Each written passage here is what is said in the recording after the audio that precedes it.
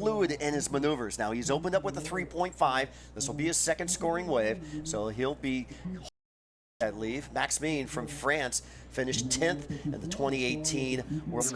But I'm finding something and make some good score. And you've been living in Hawaii for a really long time now, but talk to us about the environment, being at the biggest parasurfing championship event so far. What's the feeling like in competing at an event like this for Brazil? That's feeling that's amazing. It's pretty great. I'm so excited for continuing the heat. I've been living in Hawaii for almost 4 years, and that's the more big waves is there for training. But La Jolla, that's a good spot for everybody. As far as the support goes from your team and from everybody else here, do you feel like it's a family and entertaining environment for everybody? Yeah, hey guys, I need to help everybody, you know, the team, and that's it. I don't have too much to talk about now because I'm so cold, the water is so cold. That's no good feeling for me because I don't know, come sick that first day. But Brazilians coming good. I think all the team is coming so strong, and that is so happy to stay in another World Champion contest. Parabéns. Thank you very much. Bo, back to you. All right, thanks, Mitchell, and congratulations, Peralta, former world champion. 2020 AmpSurf ISA World Parasurfing Championships. Yeah, let's get you recapped on some of the past waves during that last interview. First up, Masafumi Kobayashi finished 7th place in 2017, representing Team Japan. Here we go, surfer in red. This is our defending gold medalist, Enrique. And look at him. Oh, dives off the wave soon, but got one of those great maneuvers right out of the top. And here is our guy from France, Maxime in white, getting a great ride here. Again, he's going length the ride, but he is getting maneuvers on that face. And then here's one of the better ones of the day. Yeah, we're watching Enrique, our defending gold medalist, scores a 4.1 on this wave. And look at the fluidity that he has here. Just down the line, hand on the rail, using that other hand to actually help him turn the board. And also get him in a spot where he needed to gain a little bit of speed. He uses that hand to help push him along on that face so that he can his face. He is enjoying every second of being a competitor here as a member of this movement. And I got to tell you, Masa, as we call him, didn't I just talk about no kelp out in the water? You did. I think you might have jinxed it. You jinxed it a little bit because as this drone is showing, there is a little bit, but that is not traditional kelp here for La Jolla. But again, these shots and these vantage points that we're getting is such a great way for us as we're here in the booth, being able to call this event and getting a bird's eye view of how the competitors are competing here today. And in La Jolla, there is a little bit of kelp, but it's not as much as it usually is, Bo, correct? Yeah, I remember talking to quite a few competitors in the last few years, especially the ones from Hawaii, traveling over to La Jolla, are saying, I've never surfed through kelp before. It just grabbed my board and wouldn't let me go.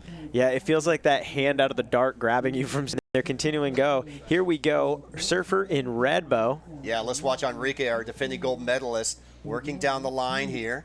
Closeout section, he'll just bail off. Great dive, though. Great dive off the board. But, again, nothing really there other than going down the line. But he is in the lead right now with a 7.6.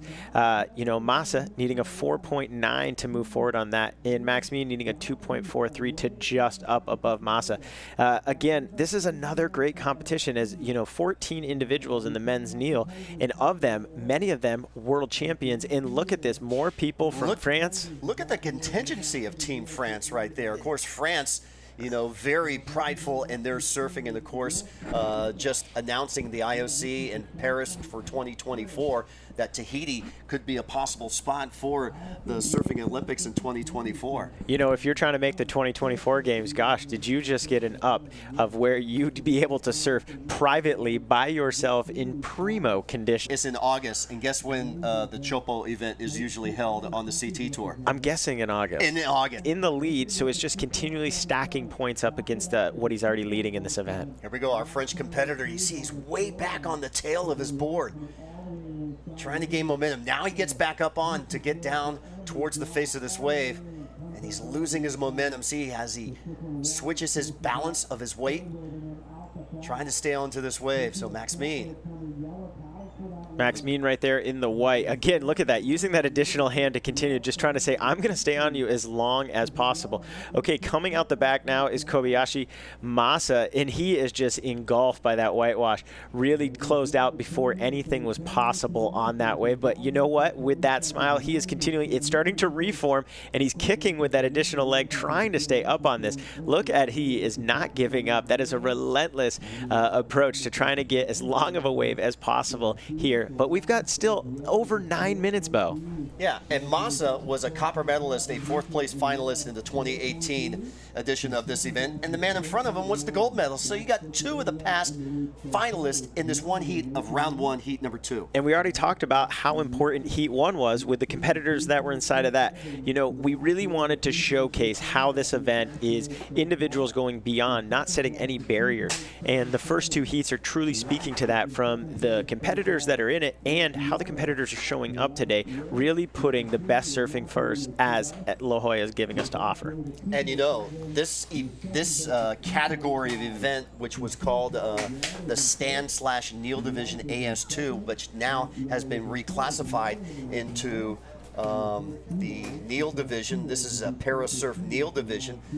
In the last edition in 2018, Roy, I don't know if you knew this, men and women had to compete against themselves in this one division. And we had Danny Bird, one of the rock stars of adaptive surfing, finished 7th place amongst the best men in the world. And Victoria Fage from Canada also placing 7th place in this 2018 edition of the kneel division. And now we have 14 competitors in the men's division alone that were here. And then we're going to have up to 8 competitors in the women's. So we're not just, you know, showcasing, you know, the ability. We're also showcasing, there's Mike Pingatory right there. He has moved up from the prone division, now in the kneel division. He'll be competing here today. He's coming up in heat 3. And again, he was the gold medalist in the prone division at Chaka's event, the U.S. Open of Adaptive Surf put on by Stoke for Life. And now he's moving up and progressing. So it's going to be interesting to see how he's going to mingle into that field of competitors. Oh, yeah. And let's just stick in a world champion in that heat, Mark Mono Stewart from Australia.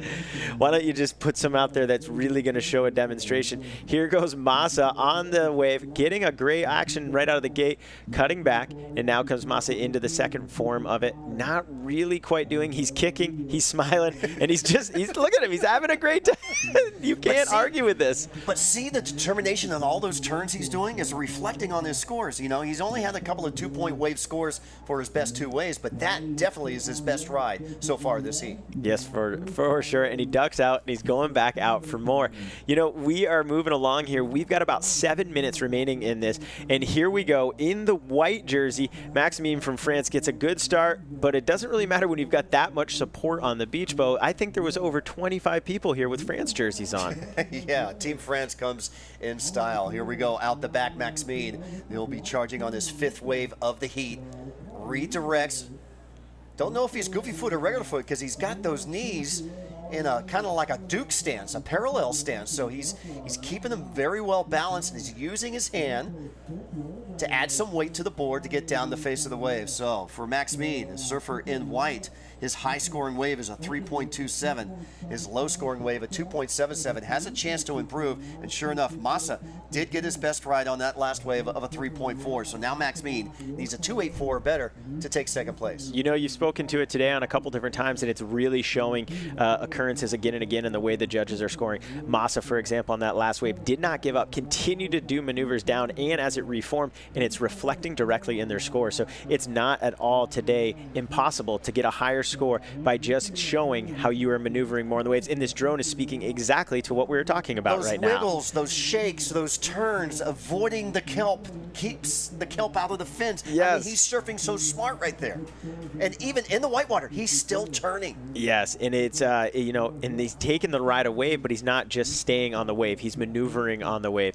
As you can see again here, the rider from from France in the white jersey, staying up on the wave, but waiting to try to maneuver, and now he comes back down and cuts on that wave, but still trying to get maneuvers, and it's showing. Start moving the board the more and more you can, and you'll see the scores rise from the judges. Well, he needed a 284, Roy. Guess what Max Mean gets? A 307. He does get enough to go into second place. Now Massa needing only a 294, and we're splitting hairs. Only 0.24 separates second and third place. Second place advancing into the main round 2, and third place advancing on into the Reprecharge round number 1. And there goes the 5-minute bell right there on this heat. So we're really going to see how these scores are going to shift in the last 5 minutes of this heat. And there's a great possibility that third could jump right into first. We're not into one of those combo sections like we were in heat number 1. Here, any of the competitors in the last 5 minutes have the capabilities to catch a wave and score on that wave to move all the way up into the first place. And what a great feeling that must be when you open up an event and you win that opening heat. It really sets you apart. But as you mentioned, a lot of times guys come out of the back, and the most of those champions are actually guys that have to go through the back because they have so much resilience that they want to continually move forward. So it's kind of a yin and a yang here. Yeah, over 133 athletes representing 23 countries from around the world, which has broken the record from 2 years ago in 2018 when we had 120 athletes. So parasurfing is major. And Roy, you're a parasurfer yourself. I am. I get to surf in the ocean on a max ski. I'm a wave skier.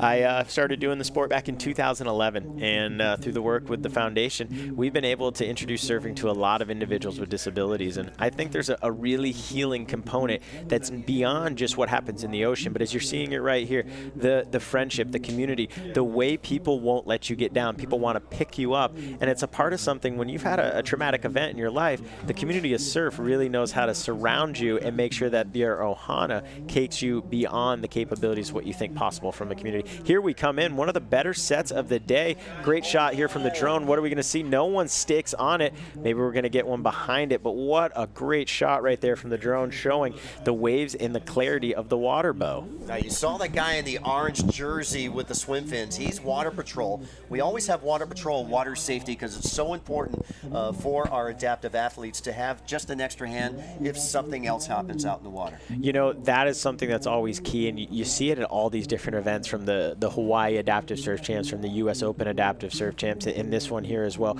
Safety is always the top priority, and I think that's something that really speaks to not only, you know, how well this sport continues to evolve, but how we're making sure that, you know, safety of the competitors at the highest level and the highest priority for all those involved. Look at that again. Look at that. It's like France is growing right there.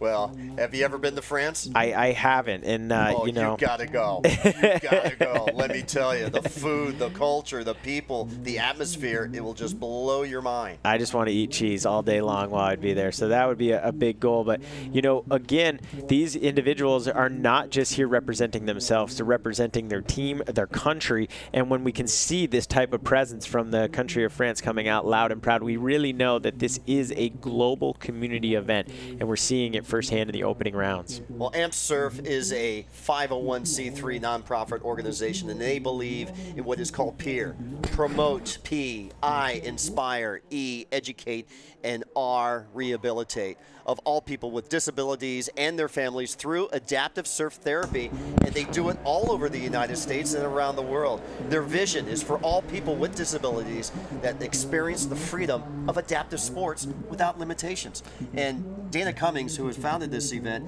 who is part of Team USA, who is a sponsor, who is he's wearing so many hats at this event. He's got to be proud being the head sponsor of this event. You know, earlier during the opening ceremony, and you graciously hosted that, you saw him get up on stage, and you saw how moved he was by understanding that there's a positive out of every negative situation. And he mentioned it right in his speech when he spoke of the day that he lost his leg and how he could never see something positive coming out of this.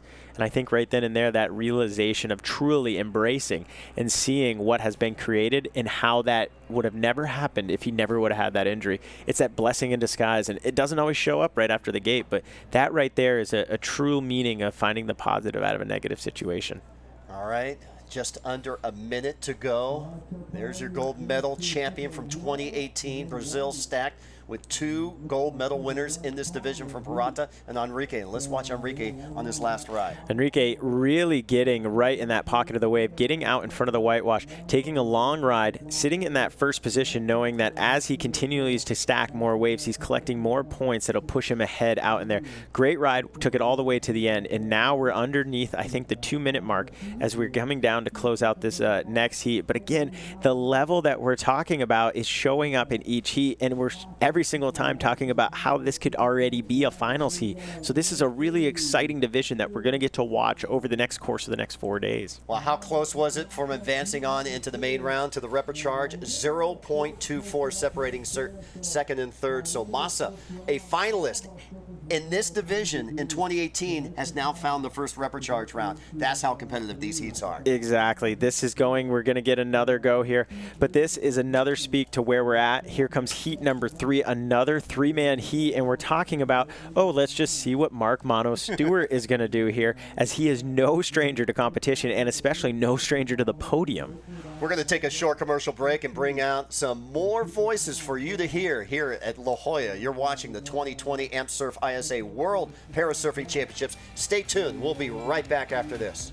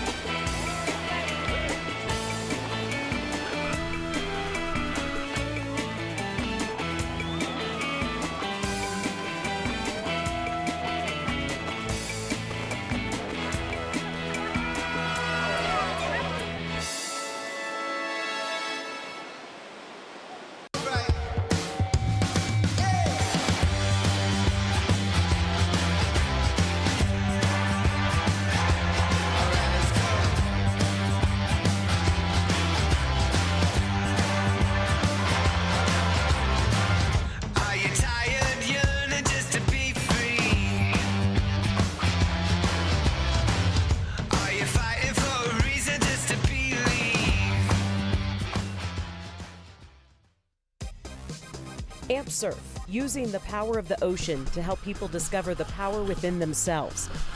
Because we like to focus on our abilities, not our disabilities. With 4 chapters around the country, Amp Surf leaders teach more than 1,000 veterans and special needs children and adults to conquer their doubts and capture the magic of riding a wave.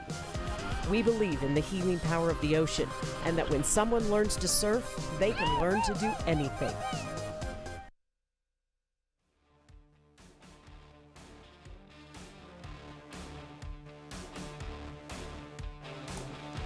And a big welcome, 2020 Amp Surf ISA World Parasurfing Championships here, live from La Jolla, California, getting into heat number 3 coming your way here. Your men's needle round 1, heat number 3. Yeah, Brad. This is an important round of competition when it comes to actually qualifying points for every single team at the end of the weekend. You know, if you're trying to gain that gold medal as a team, this is when it seems like Brazil really came out guns blazing. And I think so far they're the front runners to actually take that gold medal down as far as the team competition goes. But going to live action, it seems like we have our first surfer in this heat catching a wave. That's Mike Pingatore. And it does seem like this is his first event competing at these Parasurfing Championships, which is a big event if you ask me, because the contingency is not only huge this year, it's the biggest one we've ever had, but it also means that, you know, bragging rights are even so much better. You know, it's like you're competing against countries worldwide that are bringing a large amount of people, and if you're from one of those countries that has a smaller amount of people, it makes victory even so much sweeter. Oh, yeah, because you don't have the talent pool that some of the countries are choosing from, and you got what you got to deal with is what you have, and you got to put it together with what you can do and try and get the best ways to make it happen. So that's what you got to do out here today. Yeah, and as far as the judging criteria goes, I know that a big part of this week is going to be actually engaging with the lip and trying to ride waves for, you know, a safe distance, I guess you could say. You know, length of wave, length of ride isn't really in the judging criteria anymore, but what it does is that it allows the surfer to actually probably fit in maybe more maneuvers, but more quality maneuvers. And we did see that in the first opening 2 heats, and I think we're going to see it a lot more during the week's progression too. Well, yeah, and when we talk about, you know, of course, you got classifications that come along with the whole thing too as well, and you have to, you know, qualify for one of the 8 different categories that we have out here too. So it's important to do that too as well. And right now we got a little bit of waves to work with, which the horizon, we see the swell kind of dropping, so these next few days are very important to try and get the best waves you can. For sure. I mean, people were saying that it was going to be flat for the event, and I drove up this morning, and I'm like, whoa. That's not flat. There's way, like, a larger amount of waves than I thought there were going to be. It's fun. It's, like, way better than many other competitions that I've participated in. I mean, I've been to the East Coast several times to do the qualifying series, and I can tell you we're basically surfing ankle slappers on the shoreline. So this is so much better. And second of all, when you have these heats where it's only 3 people in the water at the same time, it makes it so much more fun because people can spread out. Even though you see them on screen, they're all together right now, but you can spread out and find your own peak. That not only makes it easier to actually catch waves, but with priority in play, it's a huge thing too, Brad. Oh, well, Mitchell, you make a good point on that too, because then you have to take into fact the tide situation too. Got a big high tide, yep. And we got our negative low tide. So that also changes the spot a little bit. I feel like with the tide pulling on it, I feel like we're getting a couple little more shoulders, and you and I were talking about that off the mic. There's a couple little... First heat, I believe it was Alcino Neto. He cracked one on his backhand, which was sick. I mean, he got a 7.5. Personally, as a certified judge, I've worked with a lot of people that are actually on board right now for this event. I would have liked to see it go excellent. I think we have an opportunity here to actually promote this type of surfing, especially now that we have way more divisions.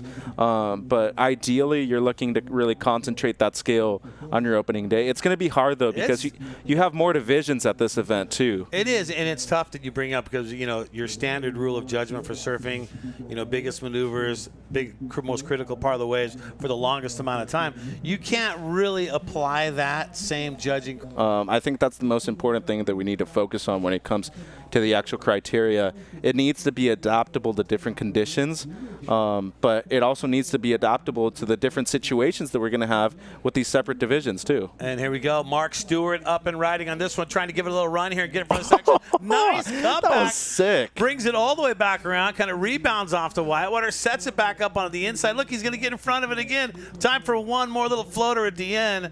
Mark Stewart coming to play in that #1 spot. Was that a little claim, too, at the end? A little no-claim claim? I love it, personally. Hey, I am the hugest fan of the claim. So if a no-claim claim, any sort of claim at all that you do, anything you do differently than you normally would do on a wave at the end of a wave, I feel is a claim. Yeah, and look at the flow that he had on this wave. Like, nice. That rail carve came out of nowhere. It was unexpected. Judges are going to eat that up and say it wasn't in the actual lip line, but that was hard to do. They're going to appreciate it. He did it twice, but the first one was spicy and it was dynamic. Yeah, and I got to think that's going to be a big score for him when that comes in, because he had the 4.83 and the 1.17, so he was looking to get rid of the 1.17. When we look at red, this is Mike Pingator right here in that second spot.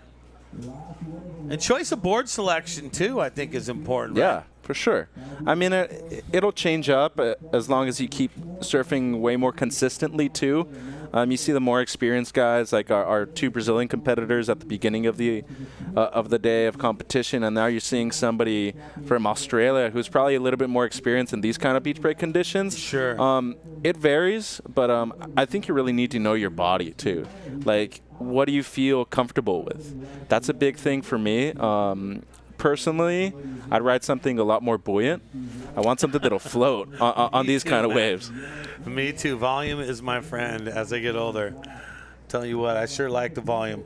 Well, because I think when it comes down to smaller waves too, it's, well, you don't want to struggle on small waves. You want to have fun too. Well, and a big part of it is actually catching waves.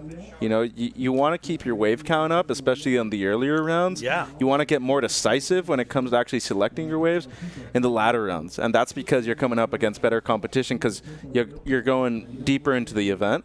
But in these opening rounds, it's all about actually catching my waves. So that's what Mike is actually doing doing right now. His wave count is getting higher. It's probably his first event in such a big scale, and competing against guys who maybe are a little bit more experienced when it actually comes to international competition. This is something big for him. So big congratulations to Pingator. I think this is a good opportunity for him to really learn and just become more comfortable with himself in the water too. Well, with Mark Stewart, looking at what he's done so far, his body of work is 7.33 combined with a 4.83, giving him that 12.16. That's a massive two-wave score. That's what you want. He can basically just play the waiting game at this point and kind of just sit out there and wait for something to come in. You can see our great drone shots here from overhead. You can see we talk about those little sweeping lefts that come through, and then you can kind of see where that one's kind of line up to a right if you look to the right of that screen. And I was talking to a couple of locals here. They're saying sandbars are really good, but the only thing that's making things difficult is that during the last couple of weeks, maybe even last month, it's been pretty fickle here. But like, say, early season, so early January, mid-January was really good. And as you can see, that left is just going and going and going forever. But there's also that keeper right that kind of stands up a little bit more. So I think this is a perfect spot, but it really is tide dependent. So consistency of waves 100%. is going to change. Yeah, because when you get lower tide, sometimes it kind of forms that gutter break out here. As you know, I went to college here as a young man. I just remember surfing here a lot. When you would get that super low tide on a good swell, it would kind of gutter break all the way across, move over to the pier a little bit to scripts, and kind of line yourself up, and you get a few peaks that way. And looking at our next heat, Altair Olivares. I'm going to bring out the Latino in me, Brad, if you don't care. Altair Olivares. So okay. we have two Chileans, Argentinian surfer and a Mexican surfer, Martin Martinez, who I know very well. He's from my hometown in Mexico, Mazatlan. Ah, okay. I can tell you a lot about him, but I'm really excited to see our Chilean surfers and our Argentine surfer. Really good diversity of waves in the southern hemisphere of the Americas. Argentina, a lot more like known for its beach breaks, but Chile has outstanding waves. So I'm going to like to see the variation as far as maneuvers go from these four surfers. And Santiago, Chile, of course, going to be the site for the next Pan American Games. Are going to be out there in Santiago. As we look right now, as Martin Pollock from England up on this one, look like got a little bit of something to work with, and it kind of sinks the nose a little bit. But it kind of had a little shoulder width, but a little smaller board that he's working with on that one. I like his board selection, to be honest. It looks like it has a lot of rocker, maybe a little bit too much for here. But what I like about it is that he's always on top of the wave. He's never digging a rail. He's never actually on the bottom. Like, he's always on top. So his board's buoyant. He'll catch any single wave that he wants to. He just needs to be careful with that rocker. Like, it's a little too much for here for La Jolla Shores. I like the choice of, that's one of those things that if you go with the bigger board, you might not be able to work with getting the top to bottom flow, maybe getting the cutties on there. So maybe going with that little smaller of a setup might be a little bit better. Especially if it's a thruster, too. If it's a quad, you usually, you're going to get drive off the bottom no matter what. As a thruster, you definitely want something that will actually stay on the face of the wave. As you're going to see the replay here. Pollock's now in the number 3 spot, Brad, so this is kind of an important wave for him. It kind of lined up right here. I thought he was going to get a little more to work with. Yeah, but by the time he got there with that low tide, it really dies out. So your wave selection has to be maybe a little bit more critical in where you're catching it from. You want it to be a little bit further outside. Pingator trying to keep that nose up on this one. He's fighting. There he goes. Gets around that next one. He's into this first section here for him. Pingator. Going to let that build up. You can see how he's watching that little right. He's kind of turning it back to the right now. Trying to get down the edge. So starts off left, kind of fades it back to the right, and takes it inside. And that's the claim we're looking for, Pingator. That was sick. And he's only trying to better a high 1. So I think this is actually going to be his best wave. And there you go. A 297. It's his best. Now he's not comfortably in second. But at least he put more pressure on the surfer in yellow. Like, surfer in yellow now needing a high 2. Yeah. So it's going to be comparable to Mike's best wave, which is the last one. Because, like you said, surfer in yellow, Martin Pollock holding down the 213. So he's not too far off Pingator's top wave of the 297. But you said 278 would help Martin's cause out because the top 2 advance. But double elimination format. So even if you don't make it in the top 2, you're still in this thing. Yeah, this is the best thing about the ISA. I competed twice as a junior, and I can tell you, if I had one bad heat during the actual qualifying round, I can make up for it during the rep or charge. Obviously, you don't want to put yourself in that No, position. so it's more surfing you got to do. Sure. No, and your heats are shorter too. So I was going out with the mentality that I was still going to have 20 minutes, and it's like, no, you have 15 minutes during your rep or heats. And I'm like, whoa, I actually need to get to work quick. Look at Stewart into this one, trying to. Not much to offer there, but a couple of lumps on the back. Yep. All right, so he's going to be happy with that 7.33 and the 4.83. Let's check in with Bro Hodges down in the mix. Bro. Thanks a lot, Brad. We're down here with Team USA. I'm with team head coach Sean Brody. And Sean, Mike Pingatore in the water right now used to compete as a prone division. He stepped it up to the kneel. Why? Well, he's got the physical ability to compete in that division, and that's an area where Team USA was looking for a strong athlete.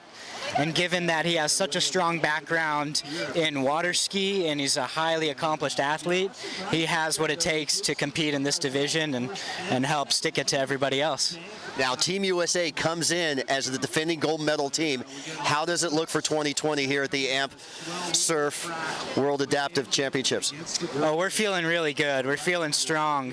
We have a very stacked team, a very full team, and every individual athlete on this team is here to compete. Strong competitors, lots of them with strong surf background, and a handful of athletes that are just beast competitors that have come from other sports and then taken up surfing. And so everybody here is really accomplished and here to win. So we're feeling really good about this year. Well, Sean, I can see there's about 450 remaining in this heat. I'm going to let you get back to coaching, and good luck to your team. All right, thanks very much. All right, back to you guys.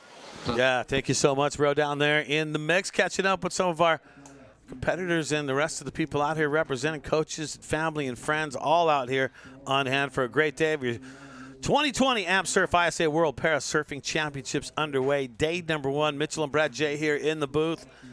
And we're running out of time here. What do we got? 4 minutes and 23 seconds to go. Yeah, time's winding down, and as our USA Surfing head coach was talking about, this is an important event for them. I mean, I don't really want to get into pressure on the first day, but you're defending your home court here. And I know we've only had this event, you know, a handful of times, but it's always been in La Jolla. It's always been on American soil. So once it gets outside of this area, that's when I feel like they're really going to have to step it up. Because one thing's defending your home soil here, but then actually wanting to defend that, you know, that your culture, what you're embodying, that's way more different when you're going overseas. I know, I felt it, but there's just something about this area that makes things so special for them. You have, you know, all of your competitors that are from around here. You have people that are from Maine. I think Christy, one of our female competitors that's coming up in the next hour or so, she actually got the call up because she was doing track and field here at the Olympic Training Center.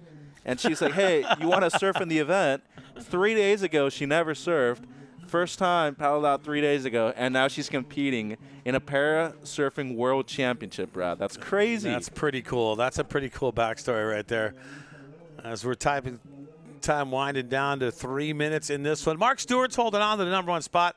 He's done it with a 4.83 and a 7.33. You got Pingatore from the U.S. representing the number 2 spot. 2.97 and 1.93 for him. He would need a 9.19 to take over the number 1 spot. Then you got Martin Pollock from England in that 3rd spot. Double elimination, so even if Pollock does not make the top 2 here with 2 minutes and 40-some-odd seconds remaining, he's still got another opportunity. And this is good for Australia because individually, but as a whole, as a team, you really want to make a clear statement in your opening round heats that you're here to win. And once you do that, once you're dropping anything above a 6 or a 7, like, you're throwing it up there as far as almost getting excellent scores. And I know, you know, it's not perfect right now, but competitive waves actually shouldn't be. You know, you should go out there and prove that you're going to be adaptable and good no matter how it is. Oh, it's tough, though. You know, when you get that contest and you're competing in the smallest surf ever and you're like, this doesn't identify who I am as a surfer, and you can't advance out of your heat.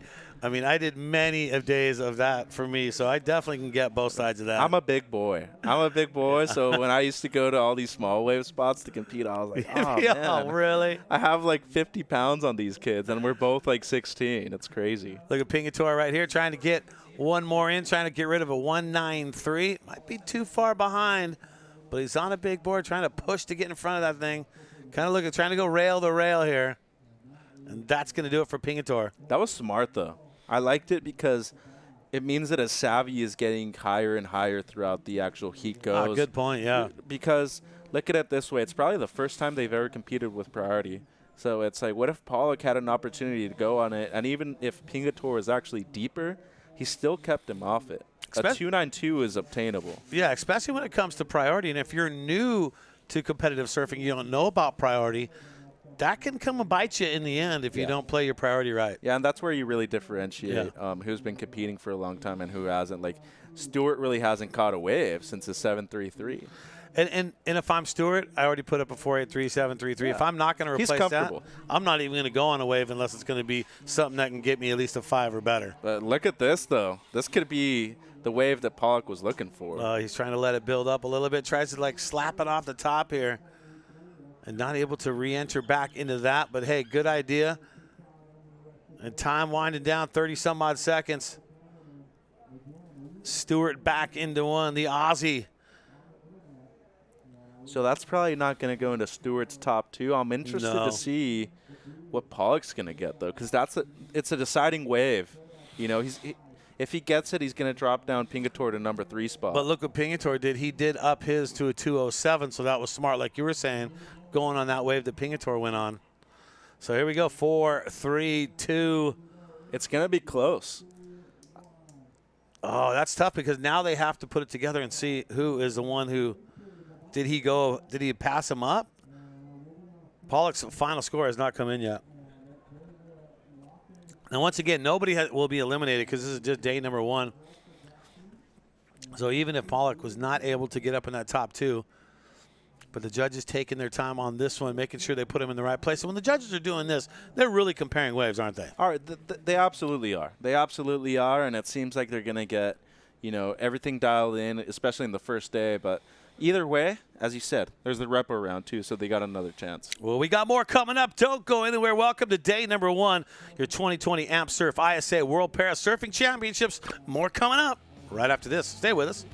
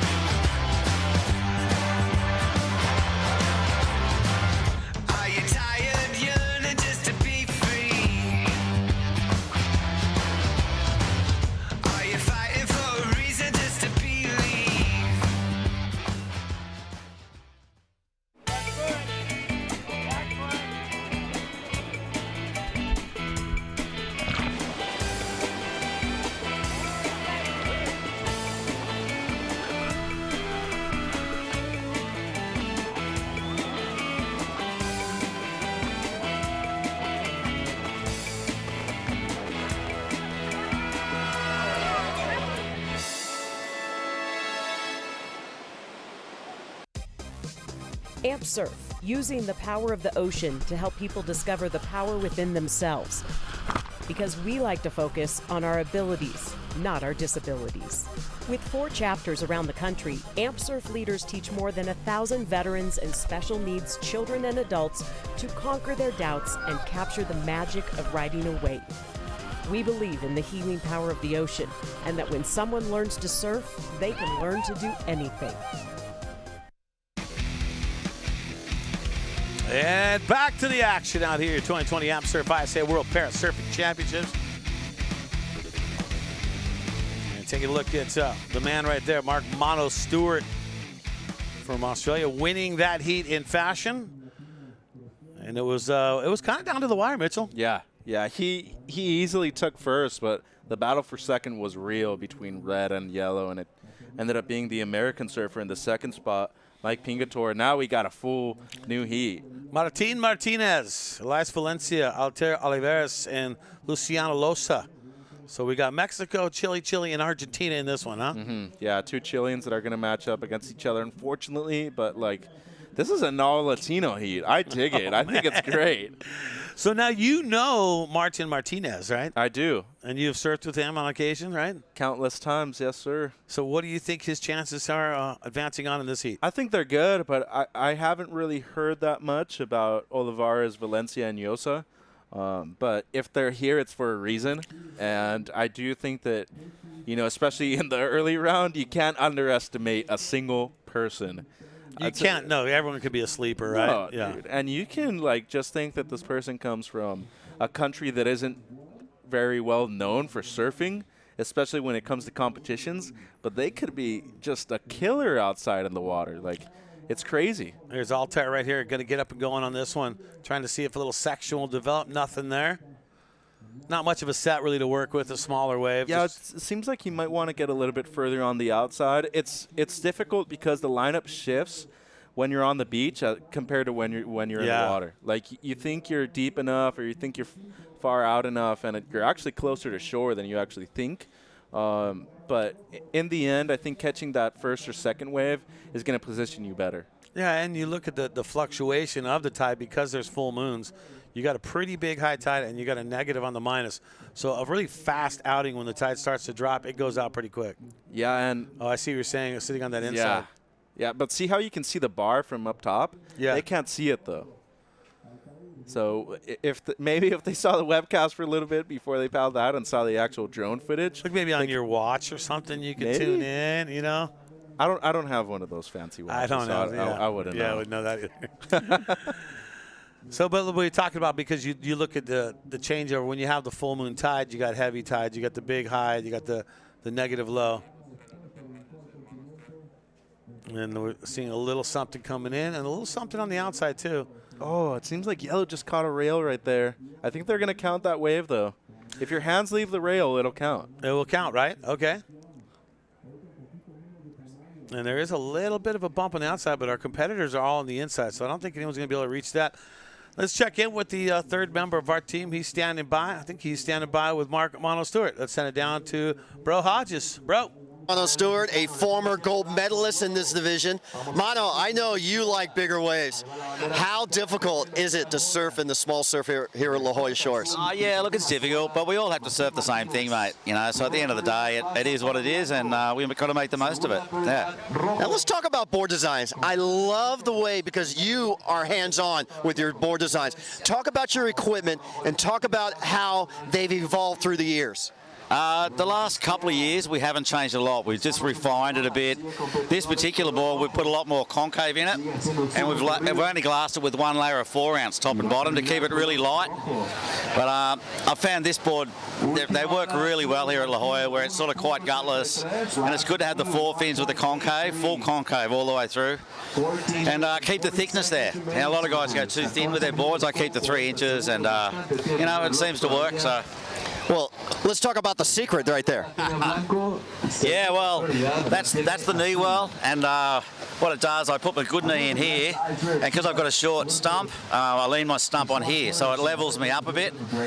You can see here there's pressure from where my stump actually, it acts like one of my feet. So, and then my knee goes in there, and it's good. I've been making boards for guys around the world now with the same concept, and it's just something that we've come up with over the last 35 years. So. Have you got it patented?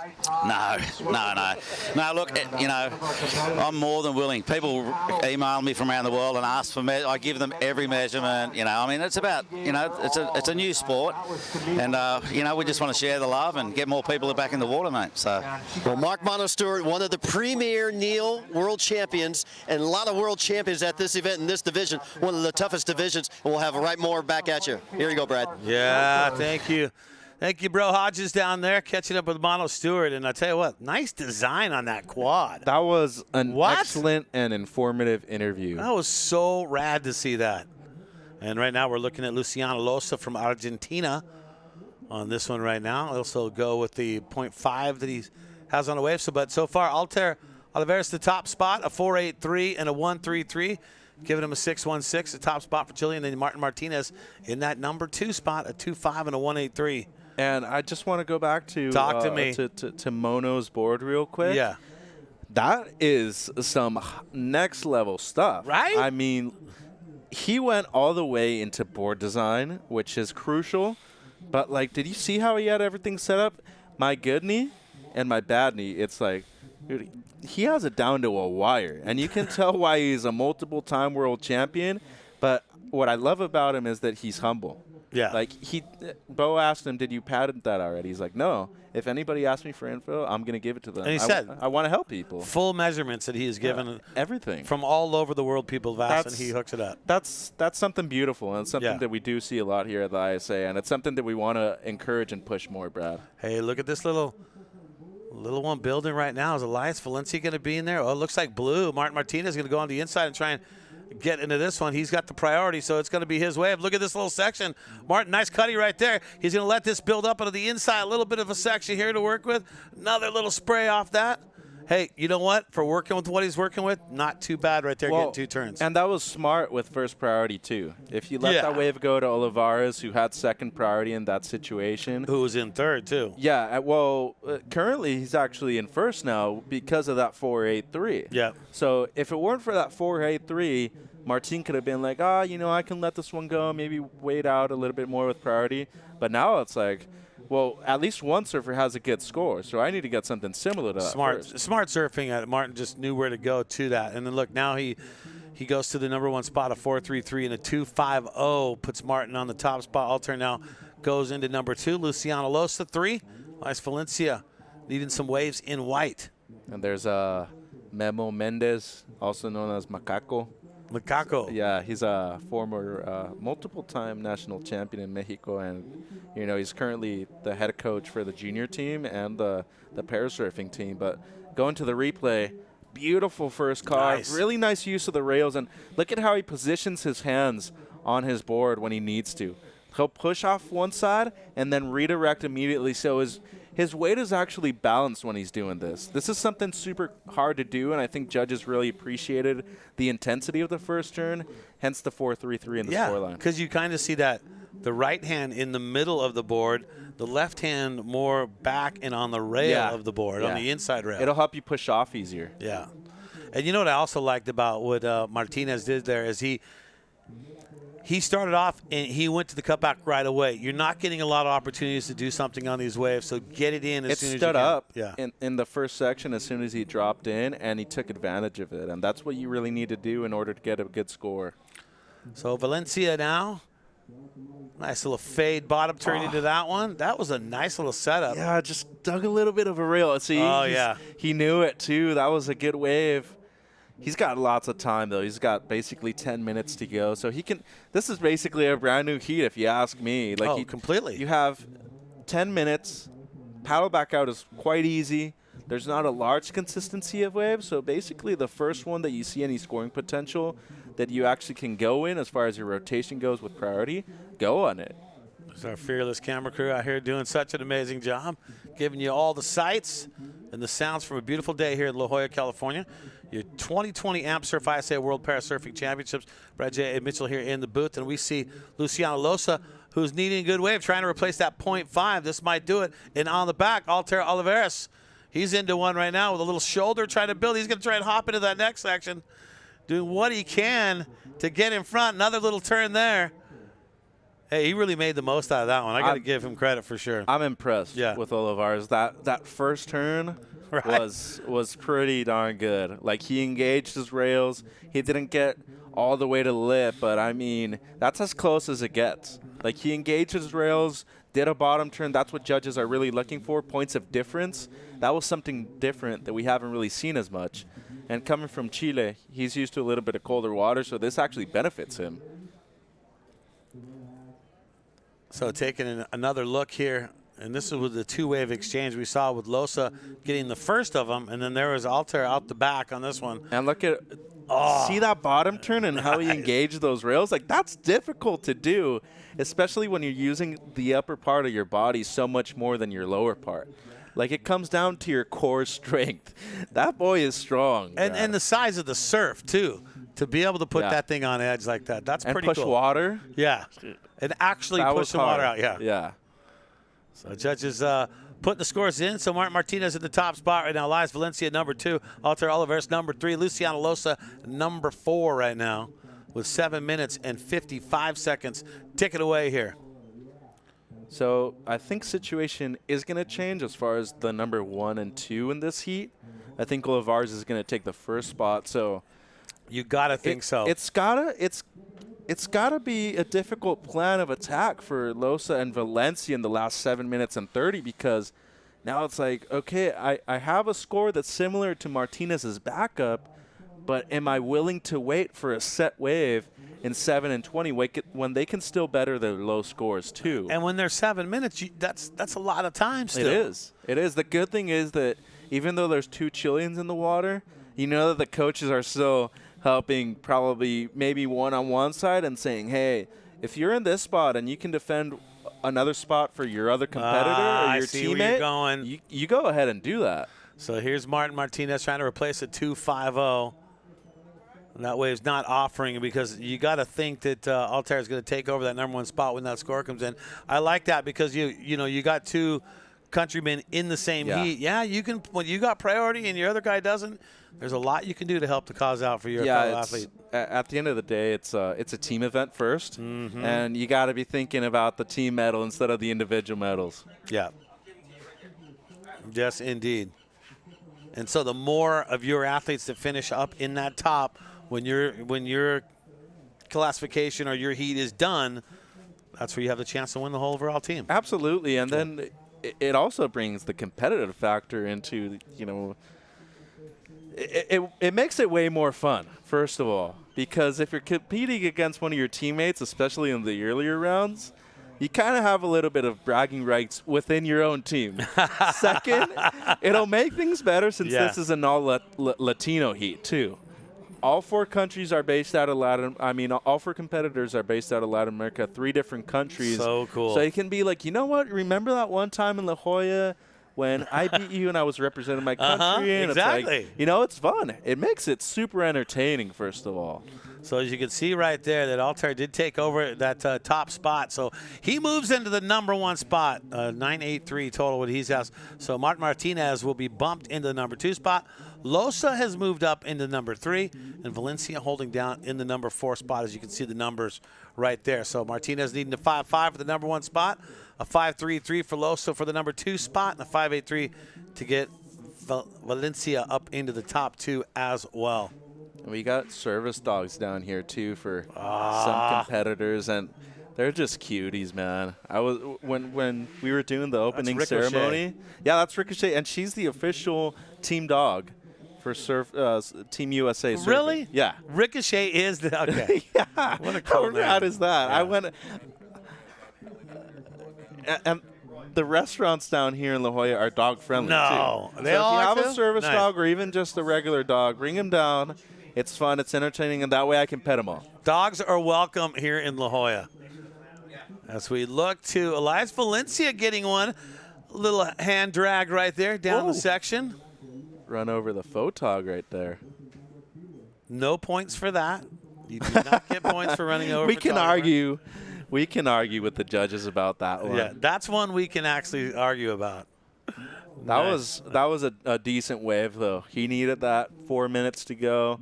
Definitely going to be his best wave. He had some good rail surfing there. Yep. Maybe not as engaged as Olivares and Martinez, but definitely strong surfing for Valencia. And as I said, this being his best wave in the last 4 minutes, now it's go time. You can catch one of these on the way back out, and it can go from you being out of the heat in the last 4 minutes to 30 seconds. You're already in the number 1 spot. So time winding down in this one. 3 minutes and 45 seconds to go. Well, taking a look at it right now, but you still got Altair Olivares, a number 1 spot. Responded that with about 5 minutes left in the heat. Got that in there. Kids are out here having a good time. Everyone's having a good time. Welcome one and all. And thanks for joining us online. Your 2020 Amp Surf ISA World Para Surfing Championships underway. Mitchell and Brad, we didn't plan to do the same shirt thing. You did. All You right. knew I was doing it. I knew that Mitchell was going to wear it, and I wanted to wear it too. It's all good. We're twinning today. You are wearing it better than me, though, by the way. I don't know. All right. I don't know. I heard a couple comments outside there. Really? You see that Brad J guy? The shirt that he has? I was kind of jealous, to be honest. You're going to make me blush here. Can we get the camera off us now? No, I'm kidding. Good stuff out here, though. 2020 Amp Surf ISA World Para Surfing Championships. Mitchell and I having a good time. First day, our fourth heat we've seen in the water today, and it's been just, come on. The sun comes out for the parade. Yeah. This was amazing. It's been beautiful. It's been awesome, and it's my first time doing this event, so I really want to thank the ISA for giving me this opportunity, and more importantly, I just want to thank all the competitors and everybody that's here supporting. I mean, this is what surfing's all about. We really want to bring our communities closer than they actually are, especially, you know, with something so simple as it is as unity. You see this way more when it comes down to these events. You're seeing people from all around the world put aside their differences and come together for one common cause. It's surfing. It's beautiful, Brad. I enjoy it. It's a better life through surfing, and we definitely know what that's all about. Digging that nose in. That's Luciano Losa trying to stay above. And look at nice cutback. There we go. A nice bottom turn there. That was Elias Valencia. And he's been trying to get that little bottom turn in. We saw him have trouble with it earlier, but look, he gets another one. Works up a little section. He's got a little liner right here. Runner. Did he get barreled? I'll count that as a barrel. That was a barrel. And he's in, where is he? He's sitting in He's in the number four spot. Yeah. That was an important wave right there. So 90 seconds. Does he get the 5 that he needs to overtake Martinez? Judges. He doesn't. So it's a 3, but now he's in it. He only needs a 3.84. It's wide open, and there's still over a minute to go. The paddle back out ain't that difficult. No, you got to get back out quick, though. Look at that tide just draining on it now. If he can get a 3 on that wave, on a set wave, he can get something much larger as far as the score goes. So yeah. You got to stay positive with your mindset in these last couple minutes, especially if you're in that 3 and 4 spot. Well, here, speaking of the 4 spot, here's Luciano Losa. He's going to let this one lays it back on that. Seems like he couldn't get into it all the way as he wanted to.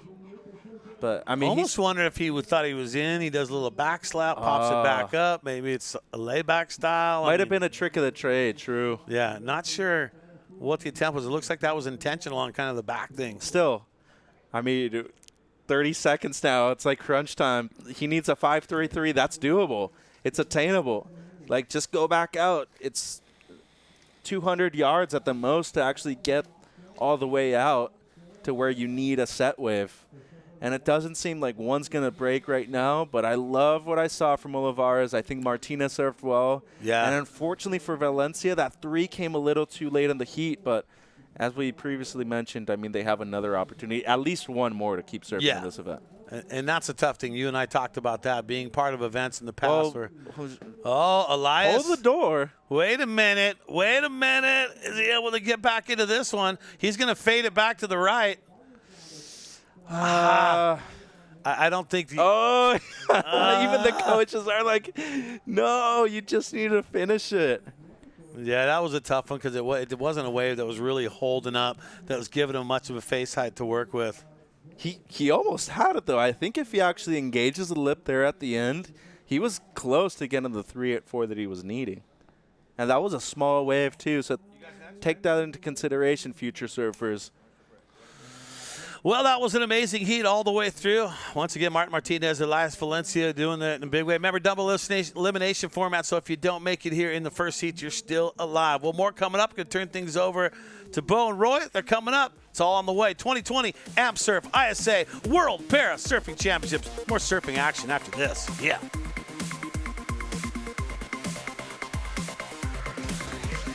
Amp Surf, using the power of the ocean to help people discover the power within themselves.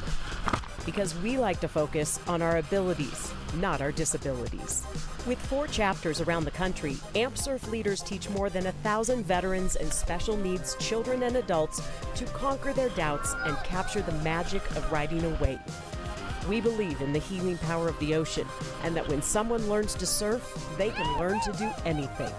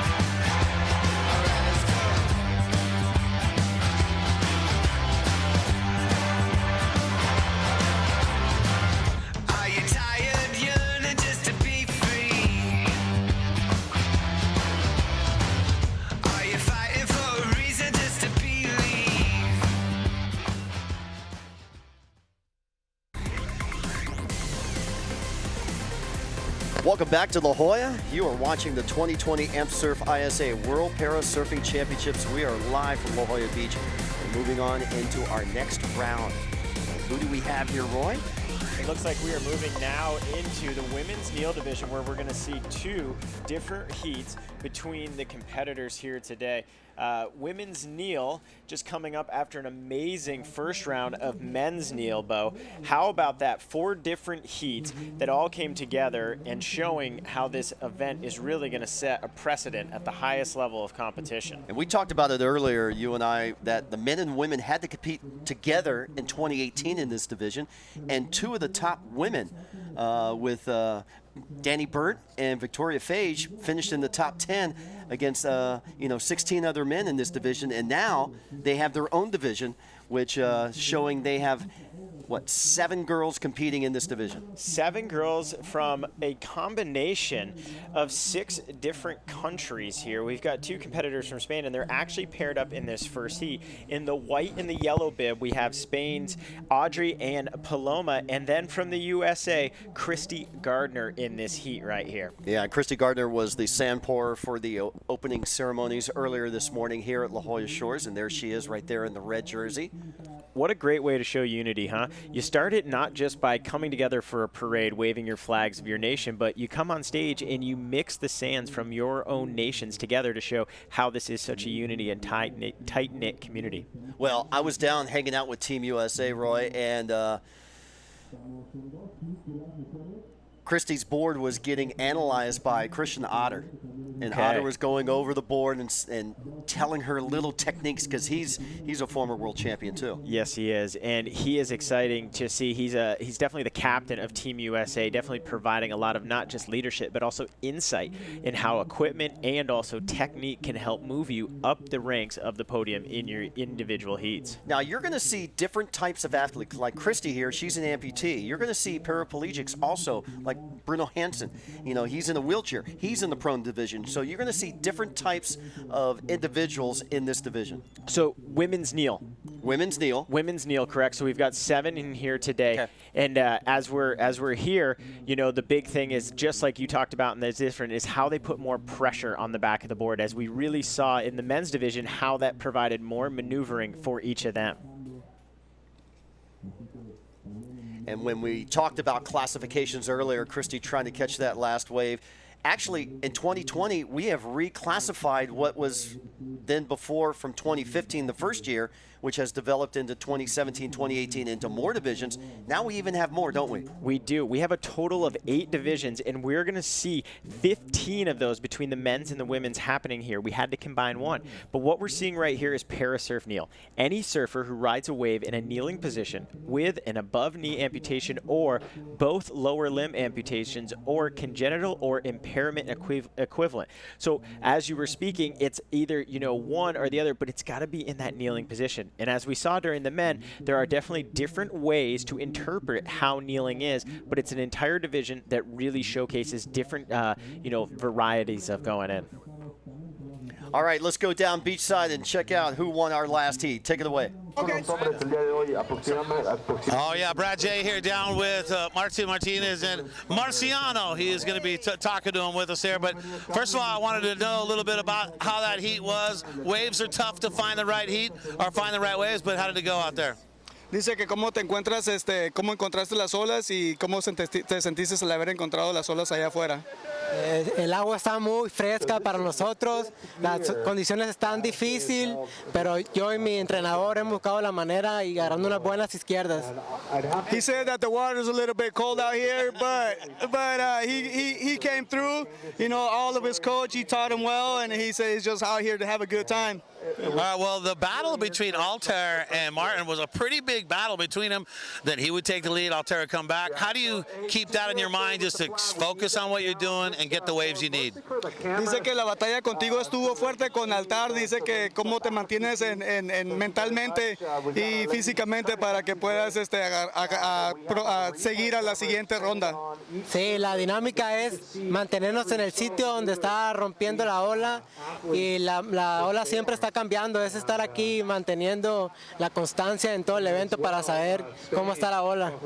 He just says that he's just constant on the waves, just keep on pushing through and just hope to catch the best wave and just make a good run out of every heat he could get. All right, well, last question. Let's talk a little about his equipment that he's rolling with. Dice que la última pregunta quiere saber acerca de tu tabla. Sí, mi tabla es prácticamente convencional, la que practican cualquier deportista.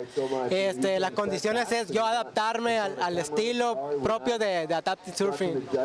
He says nothing fancy about his board, he just says he got a board and it's just for him to overcome and adapt, to the waves that we get out here and just surf, man. Marciano, thank you. Martin, thank you, man. Good job out there. Wish you luck the rest of the way. ¡Viva México! Back to you guys. Thanks so much, Brad. Definitely excitement on the beach right there, Bo. Coming out of the water as the champion of that heat, you're definitely going forth in this competition with a little bit more excitement behind you. So in the early years of the World Adaptive Surfing Championships now being paired into the ISA World Parasurfing Championships here in 2020, we talked about the different classifications. But let's talk about the women. The women used to have to compete with the men, and even just 2 years ago in this Neil division. Now the women have their own separate division in the Neil and other separate divisions within the men's discipline where they don't have to compete against the men anymore. You were sharing results for me from that, and actually a couple of the competitors actually in the next heat actually finished in the top 10 among the 17 competitors in there. Yeah. What an amazing thing to now. And here's something also that we talked about. How are we going to get the para surfing into the Paralympics? Well, we need more participation. And so far from these first two heats, we're really seeing that, Bo. We're seeing growth in different divisions. And if we can continue to grow each division, then it gives us that opportunity to get over 30 countries participating in para surfing, so we have the opportunity to apply and also be accepted into the Paralympic Games. And you know how the ISA does that, because the ISA is the governing body of surfing, okay? Which includes longboarding, which includes boogie boarding, which includes shortboarding, which includes adaptive surfing and sup surfing and sup racing. And so, as being the governing body, they go to regional areas like the West Coast Surfing Association of Surfing America, the U.S. Surfing Championships. In Hawaii, we have the HASA, the Hawaii Amateur Surfing Association, the East Coast in the United States, and then in all the different nationalities of France and Germany and England and Australia and New Zealand. They have their own surfing federations, and they are starting to grow even parasurfing now in their regions, because now surfing becoming an Olympic era sport, there's more opportunity, more growth. It's showing that as we grow, we're getting more and more opportunities. Look right there on the camera. There's a guy very important to this entire movement. There is the acting director right now of the ISA, Bob, and he gave us a great debrief of where we are going. Yeah, and we are going in a great way. The ISA not only having this event with the AMP Surf Para Surfing World Championships, but they're gearing up in May in El Salvador for the World Surfing Games, where 5 more men and 7 more women will qualify for the Tokyo Olympics coming up in July and August. In the last WSL women's event, you got to see where the Team USA would be represented in the event, and what a great way to see how there's even more opportunity at these competitions to not only win those events, but now also earn spots into the first ever Olympics that will be hosting surfing. And, in the future, let's say 4 to 6 years from now, this event could be a qualifier for the Olympic Games. God, I like love the growth. World Surfing Games is for the Olympics, the Para ISA World Championships could be a qualifier for maybe 2024 in Paris, or right here in Southern California. Remember, 2028, Los Angeles is hosting the Olympics. What a great opportunity to go, you would say, full circle in this entire story. And this group of Ohana, I know there's Ann Yoshida, and there's my main man, Jesse. He's looking at his phone, or is he sleeping? And there's new mom Mira right behind there. We were just at her wedding just last month. And Darian Haynes holding their brand new baby. Team Hawaii has to conform with the United States, as John Florence is representing Team USA. There's Mira's new baby boy. It is all family. It is all smiles. Look at that. They're just chanting. They're so excited. As you come over with this team, like, what is it like coming over from the islands to the mainland to this competition? What is the camaraderie already on the plane? Yeah, and we're having a little joke in there from the team Hawaii. Poor Jesse. And Yoshida, 2 years ago, was elected into the Duke Kahanamoku Waterman Hall of Fame. Wow, what an absolute honor that is right there, and what credibility to her involvement in this movement of parasurfing. Now, here in this heat, we've already seen about 12 minutes of it go down. We have two competitors that have both scored 2 waves, and we're waiting to see what Christy Gardner can do to get a score up on there. But right now, we've got the 2 surfers from Spain with a 4.4 and a 3. Needs a 2.73 to move past her teammate here from Spain. But again, we are showcasing this as this is involved, as you're talking about. 2 years ago, there was a combination, and now we have 2 heats of female Neil surfers growing the sport and growing the participation. Yeah, and women will be represented in the stand division, both the stand 1, and let's talk about, there's actually 3 different stand divisions. There really is, and that's great now because it really takes it to, speak to how other adaptive sports have evolved into making sure that they're getting as fair classification as possible. So with Parasurf Stand 1 now, we're really talking about individuals that have upper limb amputation or congenital or impairment equivalent. So if there's a upper extremity that is at a disability, they're paired together, which really allows the other 2 classes to have their own, which is now you're looking at any surfer who rides a wave in a standing position with a below knee amputation or congenital or impairment equivalent, short stature or leg length difference, which that has come up, Bo, a couple times. That leg length difference is how are they competing on that same level. So again, that classification is really starting to allow surfers to surf within their own abilities within their classifications. And then last is Parasurf Stand 3. Any surfer who rides a wave in a standing position with an above knee amputation or both lower extremity amputation. So really allowing those that have the above knee and also then bilateral below knee to be in that classification where they're really performing at inside their capabilities again. So all these 3 have really allowed these surfers to stand and be as important as they can be in these classifications. 6 minutes, 20 seconds remaining in the heat and the water right now. So we've talked about the stand. We talked about the Neil division because we've been seeing it. How is the prone division looking right now? Prone is really, they've really looked at that between how is there a person that needs an assistant and who doesn't. And that's really how the classification is. Before, it was kind of unclear in kind of where did that classification provide you in each of those. They've really come down to these to really look at, okay, you have the capabilities of doing this. You can paddle out. If you're in the impact zone, you can get yourself out of the impact zone. And I think that's a really great thing. Again, putting safety at the top of priority in part of this classification. And now with the prone assist, okay, if you're in that impact zone and you can't get out on your own, we've got to make sure that you have someone that'll get you out of there and also assist you into those waves. So basically, these guys are like quadriplegics and paraplegics divided up. Correct. Because of where the spinal injury happened to them in their specific case. Yes, that is one way to look at it. Now we also have some, congenital diseases as well that is going to have lower and upper extremities, loss of use to a certain degree. So they're going to want to be classified in the right area as well. And 2, we've divided above our vision impaired athletes, right? That has been a really big one too. I think again, adapting from another sport, seeing how they've done it in adaptive skiing, the blind division, they have A, B, and C, where they really look at how much vision is impaired and how much vision can that person actually see. And that has really allowed to make sure that they stay within their classifications as how they visually can interpret the play of surface. So now bringing this into surfing, now going to 2 divisions, it really allows it to make sure that those that have a little bit more are competing with those and not competing against those that technically don't have any vision at all, where they have someone almost calling out every wave maneuver for them. Wow. So there's the different classifications, and our hats off because the ISA has to classify these individual athletes case by case, don't they? They really do. And we talked about it earlier this morning. The Challenged Athletes Foundation hosted a person classification of 93 of the 120 competitors that are 130 plus competitors that we have here. They were there to classify to make sure that each individual is put into the correct classification for this competition. Wow. So much going on, so much happening here, and today is only day 1 as we watch Surfer in White. This is one of our 2 Spanish surfer, Audrey, She is currently in the lead with a 4.4 opening. Excuse me, that's a two-wave score of a 4.4. She's had a couple of 2-point rides, a 2.23 and a 2.17. You know, still waiting for Christy to grab that first wave. We're getting within that kind of time window where 3 minutes is coming down to that gate. That's kind of the time frame to have 2 opportunities to catch those waves. You know, currently this has been a matter of where you are as the waves are coming in. The waves have been, you know, picking up a little bit, but also they're not as consistent as they were earlier in the day when we saw in the men's kneel division. All right, 3 minutes remaining. There's some of that kelp. You keep doing.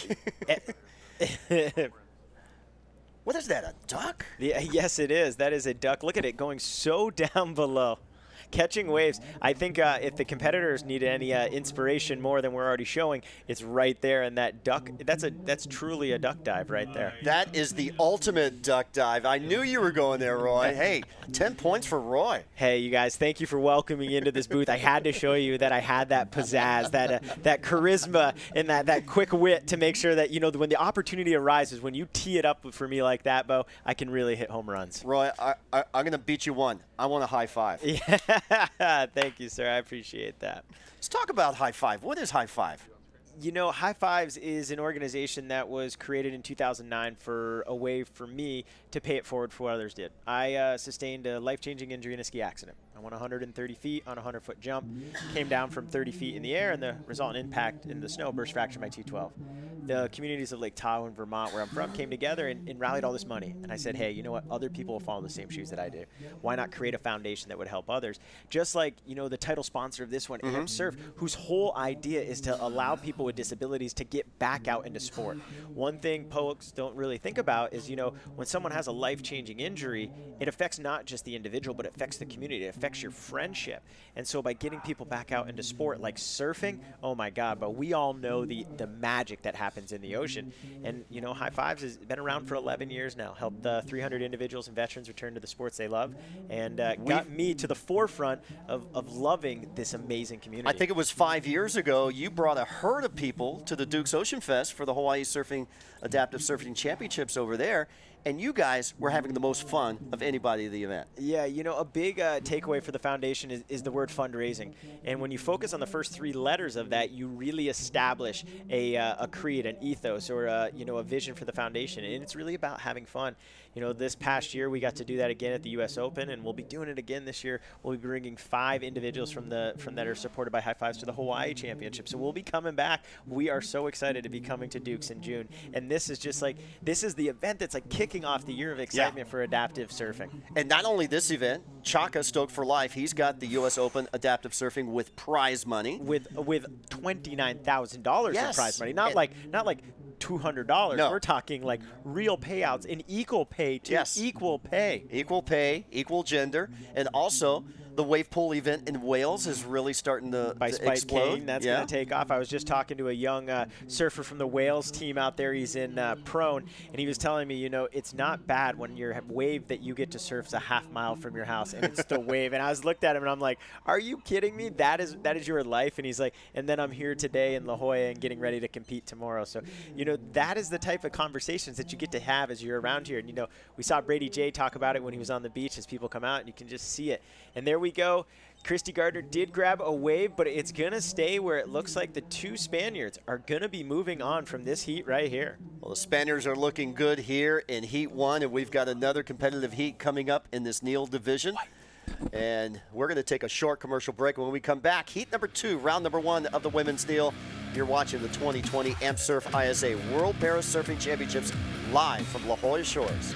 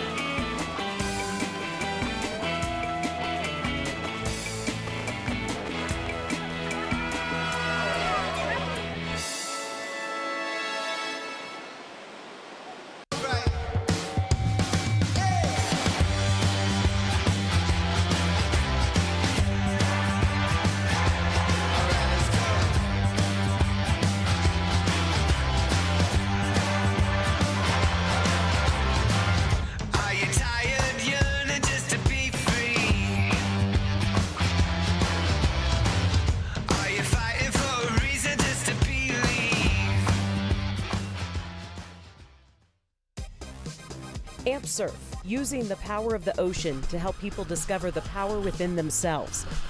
Because we like to focus on our abilities, not our disabilities. With 4 chapters around the country, Amp Surf leaders teach more than 1,000 veterans and special needs children and adults to conquer their doubts and capture the magic of riding a wave. We believe in the healing power of the ocean, and that when someone learns to surf, they can learn to do anything. Welcome back to La Jolla Shores. Scripps Pier there, looking down the way. You are at the 2020 Amp Surf ISA World Parasurfing Championships. I'm Bo Hodge along with Roy Tuscany, and there's some of the free surfers enjoying the lineup as we pan over to the left. And we're going to introduce you to heat number 2 in our Neal division.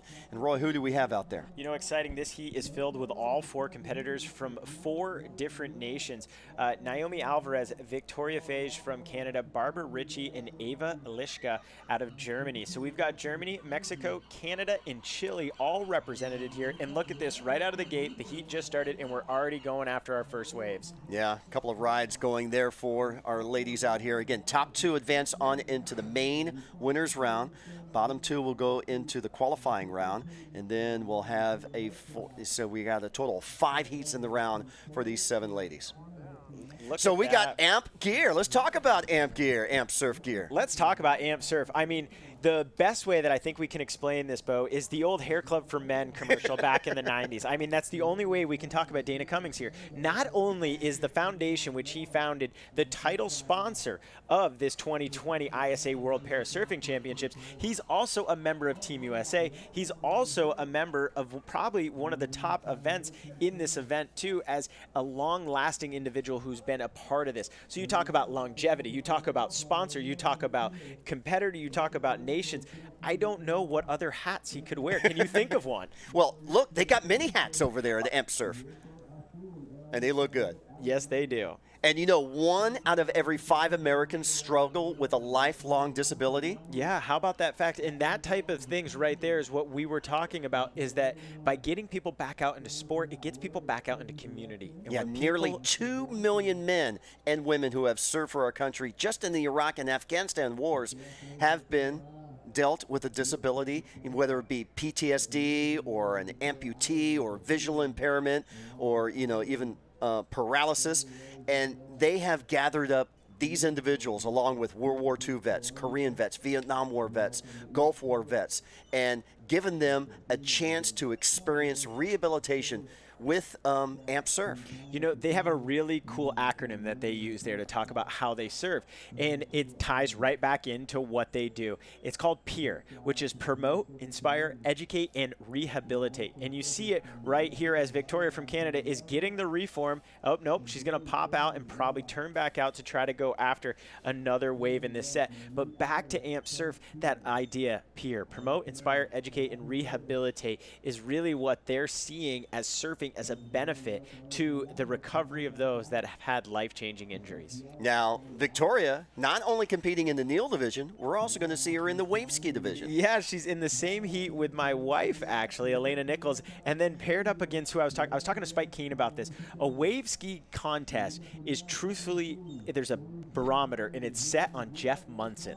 Jeff Munson in that first heat with Victoria and Elena, that's really going to showcase, okay, where is this event going to go for the wave ski division? Yeah. Because I'll tell you one thing, Jeff Munson is that bar. And, you know, all the way back here, though, a couple years ago at the U.S. Open, Elena actually beat Jeff Munson and beat all the boys when she became the U.S. national champ. Well, it'll be a rematch of the U.S. Open Adaptive Surfing Championships where Victoria beat your wife, Elena. But she did. Elena just gave birth, what, 2 weeks before? Elena was 6 weeks. 6 weeks. 6 weeks from giving birth to our son, Gunnar Owen Alexander. She had not been in the ocean except for 2 hours the day before. And I'll tell you what, she just wanted to be out in the ocean more than anything. But the whole time she was out there, she's like, I'm thinking about Gunnar, not focusing. Aww. But look at this. Here comes Victoria paddling into one of the better waves we have seen. She is up. She is going. She's past the whitewash. What a great ride we just saw there. That's one of the better waves of today. Now, Victoria, she's a paraplegic, right? She's in a wheelchair, but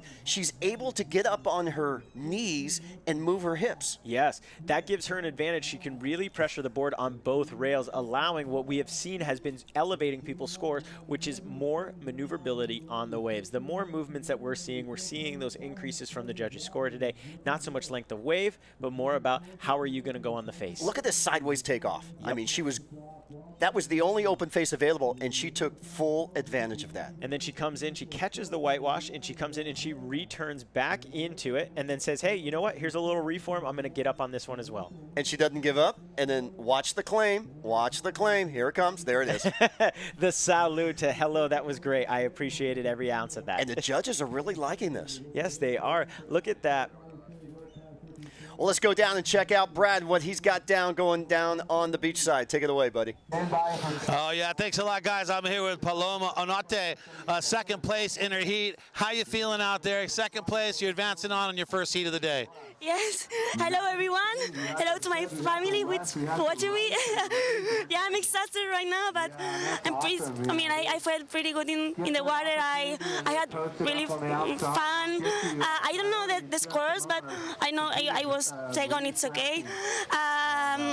It's my first competition ever surfing, so it's really, yeah. I was pretty nervous before getting into the water, but now I'm much better. Like super happy being here. Like this is such a great experience, and with that, I just want to do it more and more and more. Well, wait a minute. This is your first ever surfing competition. Oh my gosh! And you get second place at a world championship. That's gotta feel special. Yeah, that's amazing. Now I'm going home and say I'm second in the world. There's still too much to surf, but I don't know. It's a big competition and a great experience. And how much fun are you having out here with all the people, your fellow countrymen and women out here? A lot of fun, right? A lot of fun and a lot of great people. I've been surfing like for a year more or less, and it's a great sport. But overall, you know, a lot of great people like who feel passion for this sport, and they give you their passion, and so here we are. Right? Now, what do you want to say to all your people watching you at home today? What do you want to say to everybody at home? What do you want to say? What do you want to say to everybody at home watching you? Thank you for watching me. I miss you. I will be home soon, and I hope you enjoy the surfing over there. I did, so I hope you saw it. And thank you, everyone. Paloma, thank you so much. It was great seeing you out there. Good job. Well, good luck the rest of the competition. Back to you guys in the booth. Let me tell you, if I had the energy that she had, she could be a world champ. Yeah, and you know what? Coming out of that first division on the top out of that heat, she's well on her way to potentially becoming that world champion. But what great energy right there. Okay, Roy, I'm going to have to admit this.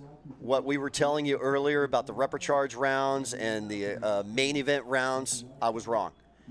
In both men and women's kneel division, because there's such a low amount of participants, they're going to take the top 8 to make the semifinals. So, example, Tyler Turner was third in his heat, right? And he's in the top 8. But Mike Pinatori was second in his heat, and he's at number 10, so he's on the bottom half of the draw right now, right? Yeah, exactly. So we're going to see actually how much more that's actually going to bring, because we're not going to know by each heat where they're going to end up. We're really going to have to wait for the culmination of that entire round to go through to see, okay, this is how you're going to move forward. As you're seeing a second place in your heat actually right now is putting you in 10th out of the 14 competitors. Here we go, surfer in blue. We're watching Eva from Germany and not able to get to her knees on that ride. All right, right now, right out of the gate, as we saw that wave that we talked about from Victoria, she scored 2 different wave scores, a 4.17 and a 2.77, giving her a combo score, a 6.94, almost a little bit more than double, just shy of what we're seeing from second and third. And then Ava on that last ride scoring a 1.17. Yeah, let's watch a replay. This is our surfer in red. This is Naomi from Chile. This must be that 3.83. Now she's riding a small SUP surfboard, a JP. Look at that. Okay, here we go. This is another replay. This is that last ride from Ava, Germany rider right here. Kind of on and off really quick, but again, we've still got over 10 minutes in this heat. A lot of, folks have just gotten into town and haven't really gotten to, surf this on a normal brace. So a lot of the foreigners, whoa, look at this one coming in. Victoria, again, not quite there, getting up and staying up after having, that was close to what, Brad J's son was telling me, the Nazare Wampers that we're going to be seeing out here today. Well, they're not Nazare height, let me tell you that. They are definitely not that, but that's what he had asked us to use when we see a wave like that happen. So a Nazare Wamper just went down for the first time. Well, Victoria Fage in this division, in the women's division of the Neal division, she has finished no lower than second place. A second place to Danny Burt in 2017 here at La Jolla. A first place gold medal in 2018. So she is your defending gold medal Neal world champion. And when you finish second to Danny Burt, that's, that's okay. Like, oh, yeah. That's saying, like, hey, I went out and I still surfed really well. So welcome to the 2020 AMP Surf ISA World Para Surfing Championships. I'm Bo Hodge along with Roy Tuscany, and welcome to day number 1, exciting action.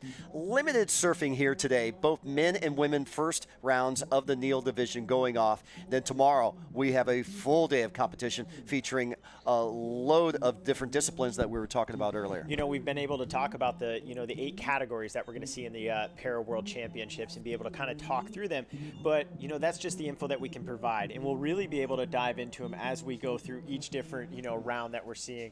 So far today, we've seen 4 heat of men's Neal, and now we're seeing in the midst of 2 Neal women right now. So getting really in depth in the Neal division. And look at that, Canada once again, just like France, showing the stoke for their surfer in the water, who's currently in the lead, as you have mentioned, who's had nothing but success in the women's Neal division. Now here again, this is Naomi from Chile. She's on a SUP surfing board, a JP model SUP surfboard, but she's able to maneuver it. Now, these SUP surfboards, they got the honeycomb shape which makes it super light, and even a thick board like that, maneuverability. Yeah, it is not meant to turn quick. It's no. It's kind of like... See how wide it is? Yeah, it's kind of like speed, remember? It goes from her knees to her armpit. Yeah, exactly. It's like trying to jump a bus over a gap through an LA highway right there. It's not going to turn for you. But she does have good balance. She does have a good sense of working rail to rail here. Look at that. Using the arm to turn. With a wave coming in behind her. She definitely got up there. She is now sitting in second place. She has actually grabbed 4 waves right now. She is actually the wave count leader in this heat, scoring a 3.83 and a 2.93 for giving her actually only less than 0.18 away from taking the lead spot from Victoria. Pura Vida right there, Team Costa Rica, getting ready for the next heat.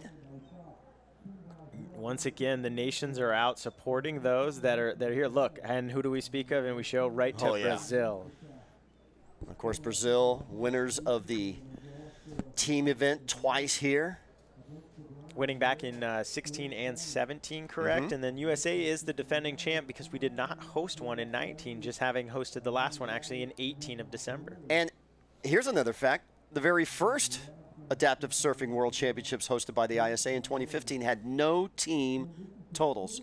Really? Why is that, Bo? I mean, this is what the beauty of having it was here. An introductory event. Okay. And Fernando Aguirre says, hey, we at Access Surf said, hey, we've been doing this in Hawaii. If you build it, they will come. Yes. And he was all like, okay, I will build it, and they will come. And sure enough, they built it, and they have come in droves. Last year we had just over 120 competitors, now growing to over 130 competitors this year from 21 nations around the world. This is the largest attended ISA World Surf Championship to date, and we're going to continue to grow that. And who doesn't love dogs? Oh, yeah.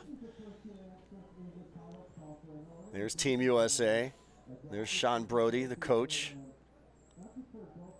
and talking to each of their athletes, critiquing their, and there's, a good example of one athlete moving up into a different division, Mike Pinator. Mike Pinator, he's actually, I met Mike after his car accident. He lives down in Chico, California. He works out at our facility up in Truckee, California. We have a 4,000 square foot facility named after C.R. Johnson.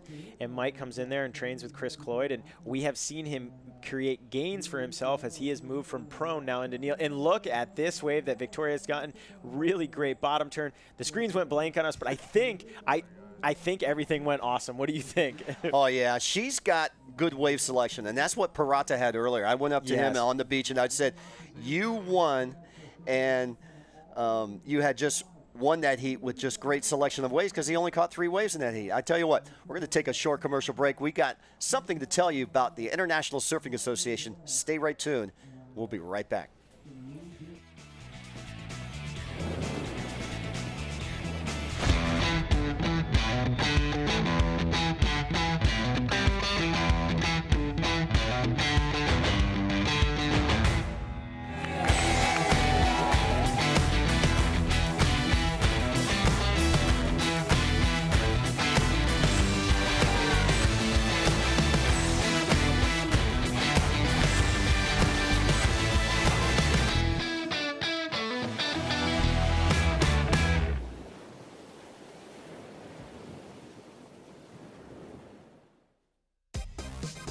Amp Surf, using the power of the ocean to help people discover the power within themselves. Because we like to focus on our abilities, not our disabilities. With 4 chapters around the country, Amp Surf leaders teach more than 1,000 veterans and special needs children and adults to conquer their doubts and capture the magic of riding a wave. We believe in the healing power of the ocean, and that when someone learns to surf, they can learn to do anything.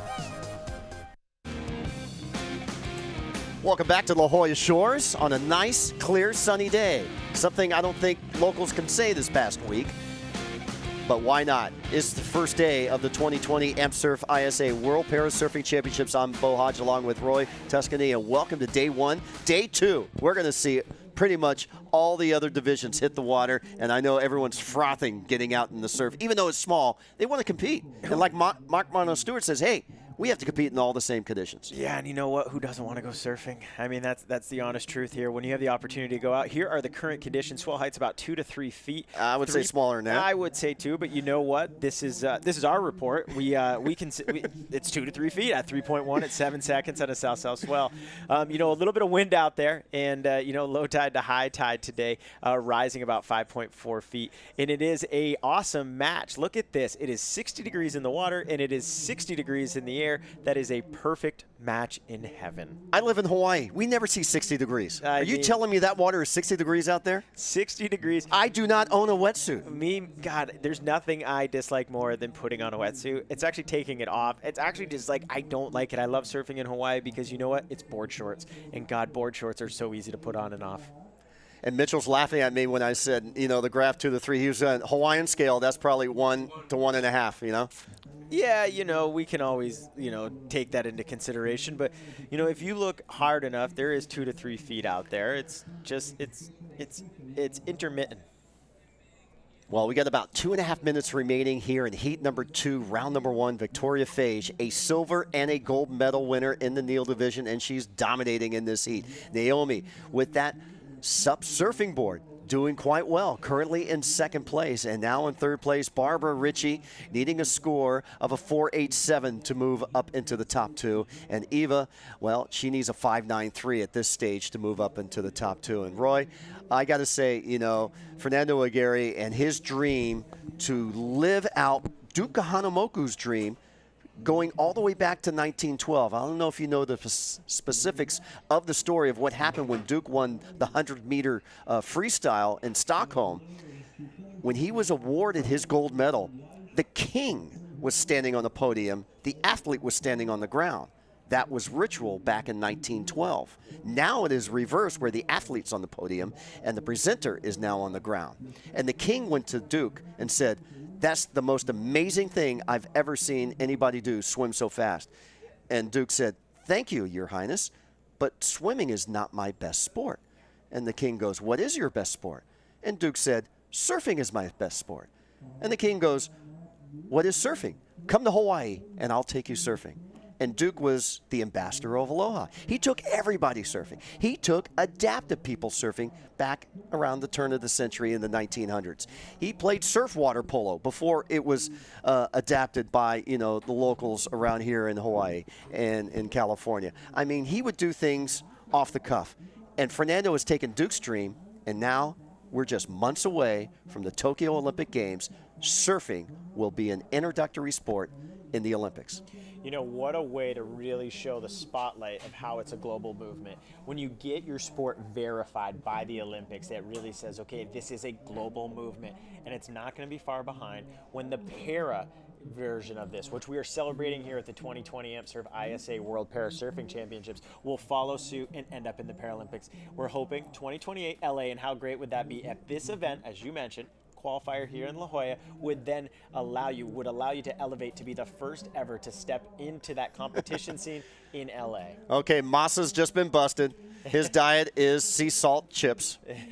Here we go on the bell. This could be important right here. Let's see what Barbara Ritchie does. This could move her from third into second in the heat, but it looks like the whitewash has gotten the best of her. But lo and behold, Victoria catching another wave here. Victoria just catching wave after wave, catching a total of 7 waves in this heat right here, and it looks like she'll be moving on in the #1 position. She dominated in this round, and congratulations to her. We're going to take another short commercial break. When we come back, we'll bring back Brad and Mitchell for the call here. You're watching the 2020 AmpSurf World Para Surfing Championships live from La Jolla Shores. Stay tuned.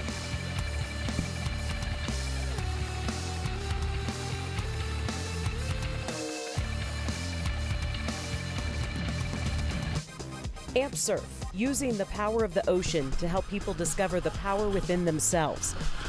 Because we like to focus on our abilities, not our disabilities. With 4 chapters around the country, AmpSurf leaders teach more than 1,000 veterans and special needs children and adults to conquer their doubts and capture the magic of riding a wave. We believe in the healing power of the ocean, and that when someone learns to surf, they can learn to do anything.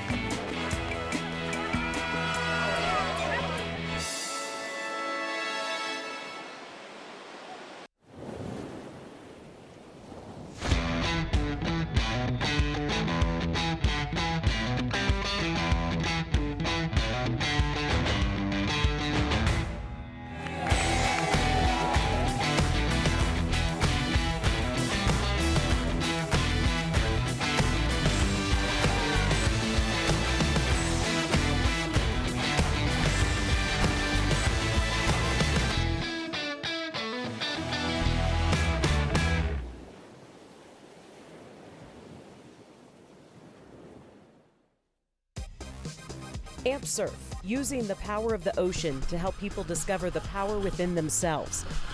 Because we like to focus on our abilities, not our disabilities. With 4 chapters around the country, AmpSurf leaders teach more than 1,000 veterans and special needs children and adults to conquer their doubts and capture the magic of riding a wave. We believe in the healing power of the ocean, and that when someone learns to surf, they can learn to do anything.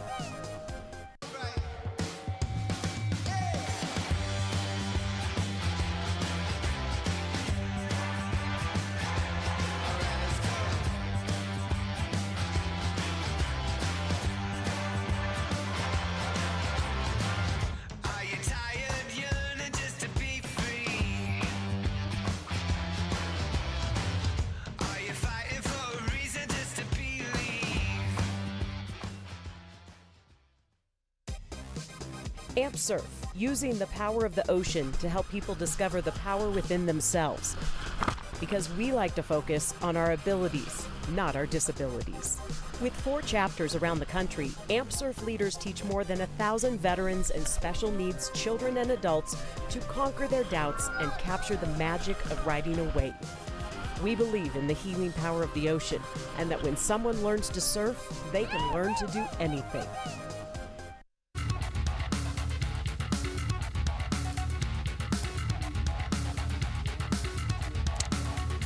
And we're back to the action out here. Your 2020 AmSurf ISA World Para Surfing Championships here live from La Jolla, California. Mitchell and Brad in the booth now. We've got Roy and Bro out there for a little bit, sending them out there to watch the action, and we're back in the booth getting things done here, Mitchell. Yeah, and conditions are still looking quite favorable, Brad. Yeah. Tide has dropped quite a bit, so making consistency more of an issue as far as an actual heat goes. But I do think there are still lots of quality waves in those 20 minutes that these women will be surfing in. Mitchell, you look at the beach all the way up to the white tents you see in the background right there. There's berms that were built to protect those tents, so that's how far this tide recedes out. As we look at Charlotte Banfield for England. What? Yeah. That was sick. And representing with the helmet as well, the proper colors, the Union Jack colors right there. Charlotte Banfield. There you go. Happy about that. She's thumbs up. There's the claim. Nice. That was rad. That was rad because we're talking about a country that really isn't known for surfing, and especially after a long travel, that's hard to do, regardless of who you are. Yeah. Like, if you're actually trying to complete a wave, which in this case, granted, it wasn't the best that we've seen during the entire day, but that's still, it's not easy. It's not easy. She's riding a bigger board. She's trying to actually maneuver a little bit, even though it's in the white water. That's tough. I like it. And she even varied a little bit when she grabbed her rail. She did. That was cool. No skill. So 2.43, and that's combined with the 1.8 is what she had. I don't think they've released that score yet, is it? No. But we do have a pretty high score from our surfer in red, a 6.0. Yeah. So that's significant. That's a significant score when it actually comes to this lineup right now, because you're not seeing that consistency of waves when they actually come through as far as the actual gems. Well, and you got Malu Mendes, who you were talking about, who had the 6.0. We've only seen a few scores over the 7 mark. So anything, what were you saying earlier, 5.5 and above? Is that what it's all about? I personally think if you're getting anything above a 6, yeah, that's a keeper. You shouldn't even be trying to better that. If you do have priority and you know how to manage your time well during a heat, you should be knowing how to actually be competitive in the sense that you need to be strategic. If I need to go sit on somebody, take away some key waves from them, I'm going to go do that. But it does come down to the wire here because we're at a beach break. So they can move up and down the beach. They could possibly get a 7 on something that you wouldn't even think is a 4. And you look at the adage of some of the people we've interviewed are new to a surfing competition. So they don't understand all the priority stuff, too. There's a lot that goes on with that. Like you say, sitting on someone. It's not actually sitting on someone, but you're keeping them from getting a wave. Yeah, you're blocking them. You're blocking them. You're not allowing them the opportunity to catch that wave or possibly get the score that they need. What was your strategy, Mitchell, when you would paddle out? I'm going to tell you mine. Let me hear today? yours. Yeah. No. For competitive surfing, what was your strategy normally? Like a norm. Early rounds, I'm looking at always trying to get at least 2 5s. Yeah. If I have anything above a 10-point heat total, I'm really stoked already. But is it go out and get 2 waves right away? Or is it? It depends on the length of the actual heat. Yeah. If it's a 20-minute heat, I'm usually making things a lot more quick. If it's a 30-minute heat, I'm usually taking my time. But that still goes by fast, though. I think more than anything, if you have one good score, you really need to focus on getting that back up. Yeah. That's the thing. I was always about go out, get 2 waves, and then throw each one of those out with a better wave. So I would go out and just quickly try to get 2 waves. Okay, I got 2. But when you were competing at the most, wasn't it? They counted your 3 best, didn't they? Yes, they counted 3 best because that was NSSA days too as well. Dude, I never competed with 3. I always competed with 2, but I had a lot of 15-minute heats though, and those were hard. Those were hard because sometimes it would take you 5 minutes to get out there. It was basically a 10-minute heat. Those aren't easy. That's where you want the water starts. That's where the water start comes in handy. Let you start in the water. Now I've done a few. Yeah. I thought you were referring to. My brain just went solo for a minute there. I thought you actually referred to a beach start. I was like, no, I don't want a beach start when it's 15 minutes. I want to get out there. Yeah. But it was always for me to try and replace them. And then when you get a couple of good waves, then you can sit and wait for something that if it's not going to increase your score, don't even go. Yeah, but as you said, I mean, we have a lot of newbies in this event, which is awesome. I think we're encouraging people to compete more get out of their comfort zone, especially people from countries like England. We have Wales surfers here, which is just fantastic. Speaking of England right there, Charlotte Banfield back at it again. And look at this. She's from the Atlantic, where most spots are going to be. It's like Cornwall is one of their spots. Yeah. And that's not a very inviting beach to go surf. It's cold. It's daunting. It's gray. And if it is good, it's usually pretty heavy. Yeah. So you're coming to a wave that's much more mellow. It's way more user-friendly. She's doing well so far. She's actually doing great. And she's still waiting for a couple scores to come in. I got to think that she might challenge Malu, but we'll see. Now, there you go. Short score coming 2-4-3-2-0. So 6-0 and 2-5 for Malu Mendes in the top spot from Brazil. A six is not an easy score to get. No, that is not an easy score. That must have been a pretty good wave from Malu. Top 4, top 5 biggest scores we've seen of the day, I think. And then a late drop from Malu Mendes right there. Not able to complete that, but there wasn't much of a shoulder on that wave anyways. Now you can see that rip. Yeah. With that low tide kind of pulling on it now. Yeah, and I think what this allows is going to really compact the scores when it comes down to one single hit. Ooh, waves. good point, yeah. It'll be good, but it'll be bad for the people that actually can't get up into the lip in such a quick amount of time. And then here we go, yellow into this one. Jimena Ruiz. Nice drop, though. And our Costa Rican surfer, I actually gave Jimena and her coach a ride this morning. You did? From the hotel. Yeah, I saw them on the curb. They were waiting for the bus to get here to the shores. And, I mean, we're just staying, 8 minutes away from here. But I'm like, are you guys going to the event? I'm working. You guys need a ride? And they're like, yeah, sure. And they're like, first time competing outside of Costa Rica. It's a big event for us. We're here to have fun. But more importantly, it's like, kind of want to get a result. We had to fly over to Denver. It wasn't an easy layover. It took us a while to get here, so we're going to make things count. You're flying into Denver with surfboards, and people are going, what are you doing going into Denver with surfboards? That's probably not where you want to be. And then we talk about this being that it is the ISA World Para Surfing Championships, trying to make a run to get surfing in the Paralympics. And that's pretty important to get the inclusion of surfing into para. I knew you were going with that when I mentioned Colorado. You've covered a lot of snowboarding events, a lot of skating events. It's true, and I think it's there. Yeah. Basically, a shoe-in, I would say, for the Pan Ams in Chile. I would think so. In what is it, next year, I think? Yeah, it is next year, isn't it? So it's there. I think if skating and snowboarding are in, why wouldn't surfing be? Well, and I feel like the Olympics needs it. Paralympics need it too as well, because those are the most watched sports. And sports, yeah. Snowboarding halfpipe has shown the Olympics that wow, that was here to stay, because they were the most highest rated TV program for so many years, and they still have been.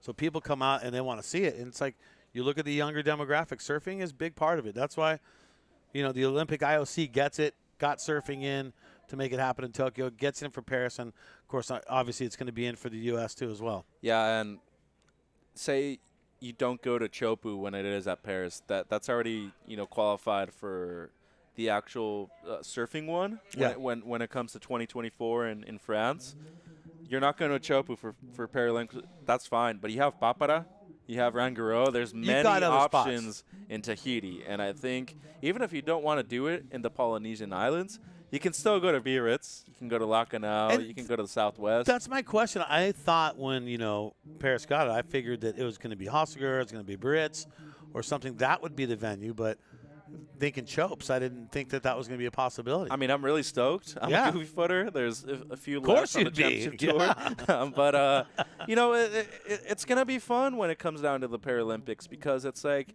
are we going to demand more from them? So are we going to make them actually earn it and make it more of an effort as far as this goes? Because snowboarding and skating, it is. Halfpipe is not easy when you have a limb less, you could say. It's difficult. And that's why we've had the addition of more categories in this event too.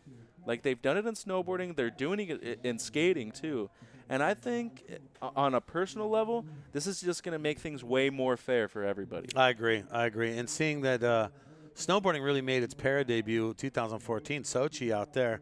When that happened, they realized, look, we have had Alpine, in para, but we really need to have snowboarding in it. And they put it in, and it grew even more so in Pyeongchang in 2018. So there you go. So surfing, it's an obvious no-brainer as something that should be in para as well as the Olympics, which it is already. Yeah, and look at the 3 countries that you have represented in this heat. You have 2 countries that are in the Americas. You have one in Europe. So regardless of where the actual Paralympics would be held, I think you still have people that are great representatives of certain areas in the world that could most likely podium regardless of where it's at. Because let's face it, a lot of countries have surf. There's a lot of surfing countries out there. If they're surfing on the east coast of the United States, like in Maryland and Delaware, which I know great surfers from there, there can easily be surf in Great Britain. So Charlotte Banfield from England, she's going to jump up on this one, currently in second, 2.43 and a 2.03. She's staying busy, too. She's getting a lot of waves. What is she doing here? That's her wave number 7 right now. She's stoked. This is warm water for her at 60 degrees. She's probably wearing vacation. A 3-2. She's like, I want to stay out here as long as I can. Ruiz, she does those little dismounts where she does like a little pirouette dismount where I saw her do that again on another wave. Kind of almost body varial the way she spins to get out of that wave. Well, and she's trying to show a little innovation too, actually kind of use her rails. She's riding a really large board for her size, which I think eventually will change over the next couple of years. But she's fairly new to this, and it's awesome to see because if it's your first event on an international scale, why not go all the way? Why not make it be the World Surfing Speaking of all the way, look what Banfield's done. She's got the Union Jack on the board. The helmet is painted in that her country's colors as well. Yeah, she's going full Patriot mode here. Yeah. Good stuff going on right now. Welcome, everybody, joining us. 2020 Amp Surf ISA World Para Surfing Championships. Mitchell and Brad here in the booth calling the action at day number 1. A little late drop here for Charlotte. What is this, her 9th wave? Dude. What's going on here? And that was a heavier drop, too. Heavier drop, grabs her rail. Oh, brings it to the right a little bit. And the cool thing with their board designs, too, as you can see, she has a couple places where she can actually hold on to. So those are not necessarily for her to stand up, but maybe even so when she's actually riding the wave, she can turn her board easier because that's a big board that she's riding. Yeah, and that, like you're saying, being able to grab that and kind of pull the board. As we look at red now, that is Malu. Man, I did not see the big wave score for her, but a 6.0 is what she started the party off with. She's looking for the rights, though. I feel like she's trying to gauge with the lip. Yellow taking a look there. 3 minutes to go in this one. I want to welcome everybody joining us out here once again. Day number 1. We'll be broadcasting every single day live from La Jolla all the way up to Sunday. Got a little bit of weather coming. We're just hoping the surf will stay with us. It's giving them some competition something to ride, but surf looks to drop a little bit. How important is it to try and keep advancing when you have an opportunity when the surf tapers off a little bit? Yeah, if you're a bigger guy like me, you definitely want to take advantage of the most amount of waves that you can when there actually are, when there's consistency. When it comes down to size, though, I would say even on a high tide and it's small, there's probably a little bit more push than when it's actually low tide. Because it's pulling on it, draining when it's the low. Yeah, you got to look at when you're surfing more than anything. Like, when's my heat? What time of the day? That's the frustrating thing about it. I can remember showing up in the morning being the best, but your heat's in the afternoon where the onshore winds pick up, and you're like, oh, man, couldn't I have just gone earlier? Hopping her way through. Look at this. Molly trying to get another little section in on this one. You're right. She was eyeing up the right out there. That's going to be a pretty big score. Had a nice drop right into the rip. Not easy to actually maintain her positioning on top of the board. I think it's going to rival that 6.0 that she got earlier. What she trying to replace is a 2.5. 2.5. So she should get rid of that. Easily. Sure. Easily. We'll see what that does. 1:40 to go. And Banfield, one of the more waves than anyone. A late drop on that. Has to take it on the knee. She's going to jump up now and come onto this inside section. Just get in front of that whitewater, grabs the rail, brings it over to the right, then edges back over to that left again. Grabs that rail. See what she does? She likes to grab the rail and pull it to the right and go right, and then she'll do a regular cut back into the left. And interesting thing there, with 1:20, her coach sent her back out. He's like, get one more. her wave She's counts got 100 waves. Her wave count's at 9 right now. So she's got searching a lot. for number 10. She is crushing it out there. You can catch up to 25. Yeah, 25 Eric is the Kramer number. says. So 25 is the number. I mean, it's like a Gabriel Medina caught 23 waves in the World Surfing Games finals last year in Japan. 23, and he still didn't win. So remember, all you need is your top 2. It's not the quantity of them. That's for sure. Quality, but look at the quality that Mendes has got in this heat. A 4.5 on that one. Wow. I agree with it. Yeah. I love it. And I think not only is she clearly out in front in this division so far, which is only going to be 2 heats, but she's the one that is going to have a target on her back, Brad. Yeah, I feel like her strategy in that was solid.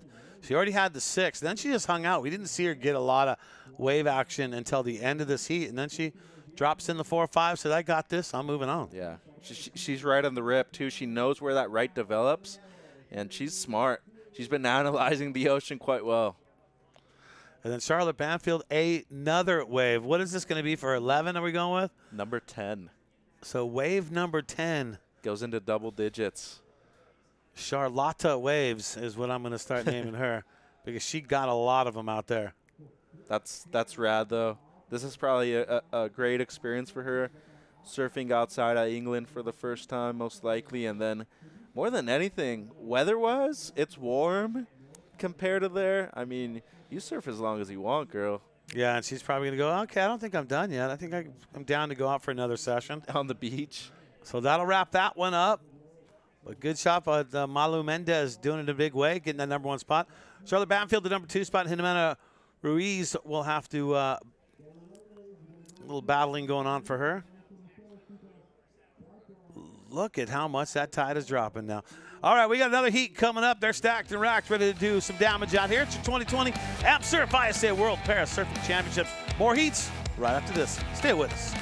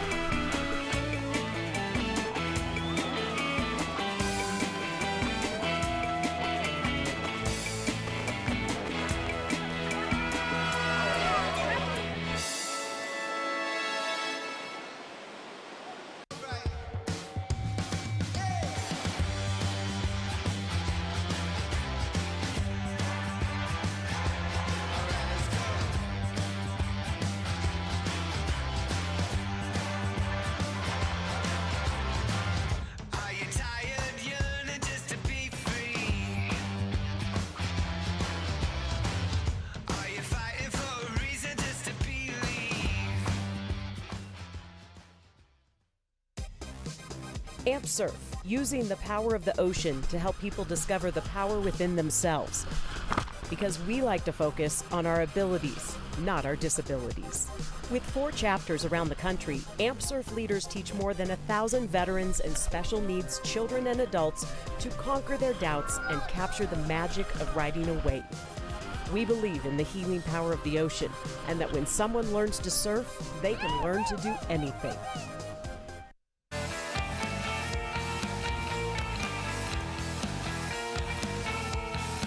And here we are, your 2020 Amp Surf ISA World Para Surfing Championships, live from La Jolla, California here. And of course, La Jolla means so much to parasurfing, don't they? Dude, La Jolla means the jewel. And so they're the jewel of the parasurfing. It is. It is the jewel of the parasurfing championships. Because this is where it's been held. In the water right now, Laura Dominguez in red. Virginia Loop she is going to be in white. And then you got Maria Martin Carnizio from Spain in that yellow. Yeah, and there she goes.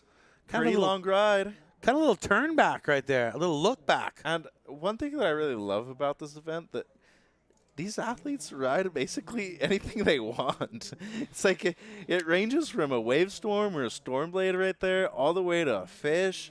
And then you have Mono's board where he actually has worked on it. It's like you're seeing variation of equipment, and it's cool to watch. Yeah, Stewart's board kind of reminds me of the spoons that were made, like George Greeno style, when they had the hollowed out sections.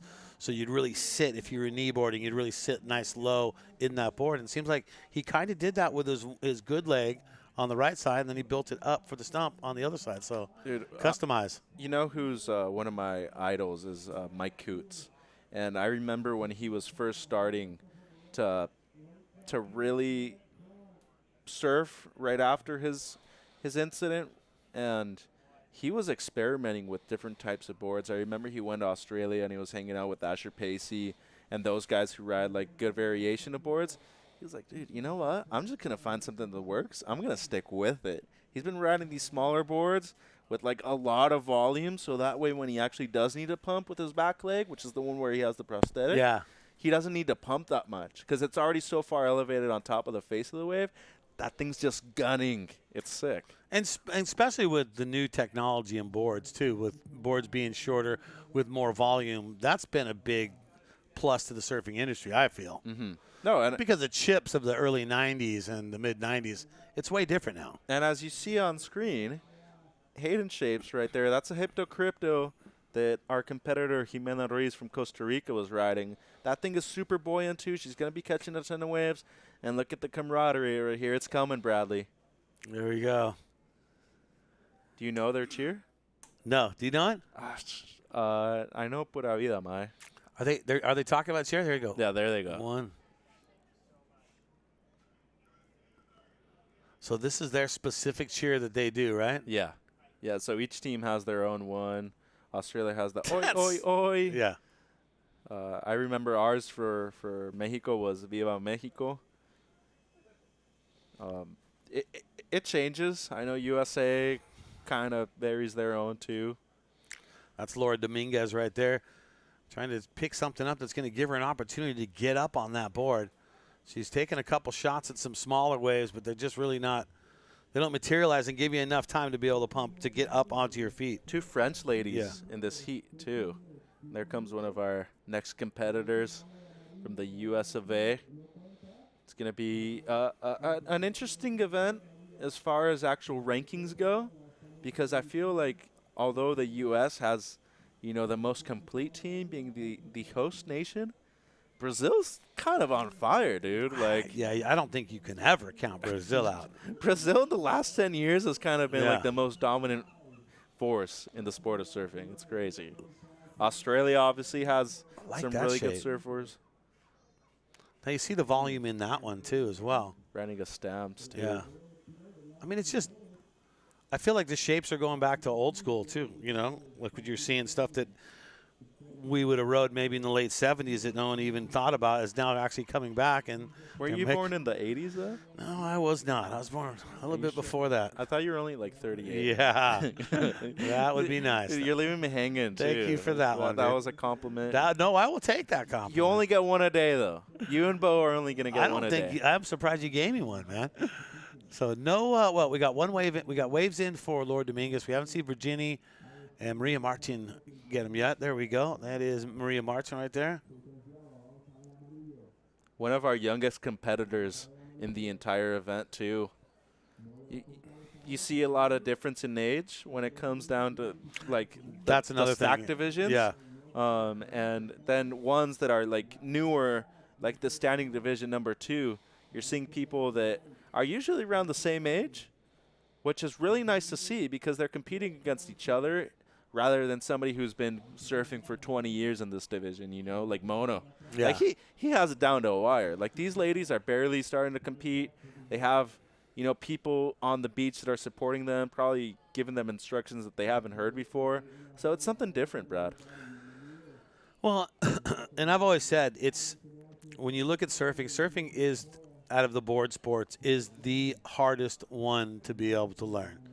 Like if you're a surfer, skateboarder, or snowboarder, and you look at all those sports, wakeboarding too as well, I feel like surfing's always been the hardest because half the battle is learning just how to paddle out and even paddle into a wave and even get the speed. Look, on a skateboard, even if you've never skateboarded before, you could step on a skateboard and start rolling down a hill. And you're skateboarding. Yeah. Snowboard. You can strap that snowboard to your feet, start going down a hill, and you're snowboarding. Maybe not for very long. Maybe you're going to fall quick. But surfing, half the battle is just being able to get yourself in position to be able to catch the wave. Well, and you're also dependent on wave conditions. Yep. How consistent is it? Is it actually accessible? As we're seeing the replay here of Virginie Loop. Sorry.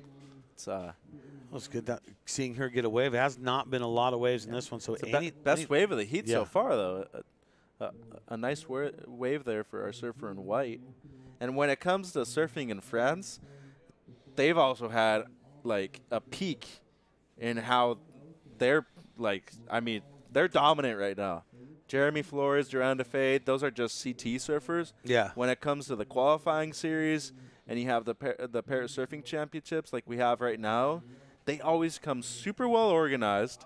And we were down in El Salvador for the stand-up event. We all know what they did out there, yeah. Benoit Carpentier. Oh, my I don't God. think I've ever seen somebody surf that well when it comes to sub surfing. Like, Yeah. the guy was blazing. He was on those automatic, guys. and they took the whole team event, too, Yeah, as well. they did. So we're looking at yellow right now. Here's Maria Martin from Spain, kind of on the inside. And that's what we talk about. Like, just learning to be in the right place at the right time is hard with the sport. You know, it's how much time are you putting in is the real question. Yeah. Like, are you getting out there on a daily basis? How much time are you putting in if you are getting out on a daily basis? Is it 20, 30 minutes? Is it an hour? Is it 2 hours? And it does seem like Maria has at least a grasp on what it means to actually go out there and catch a wave. So that's step number one. Step number two is how good are you at getting up to your feet in this case? Yeah. Like, how fast can you do it? Exactly.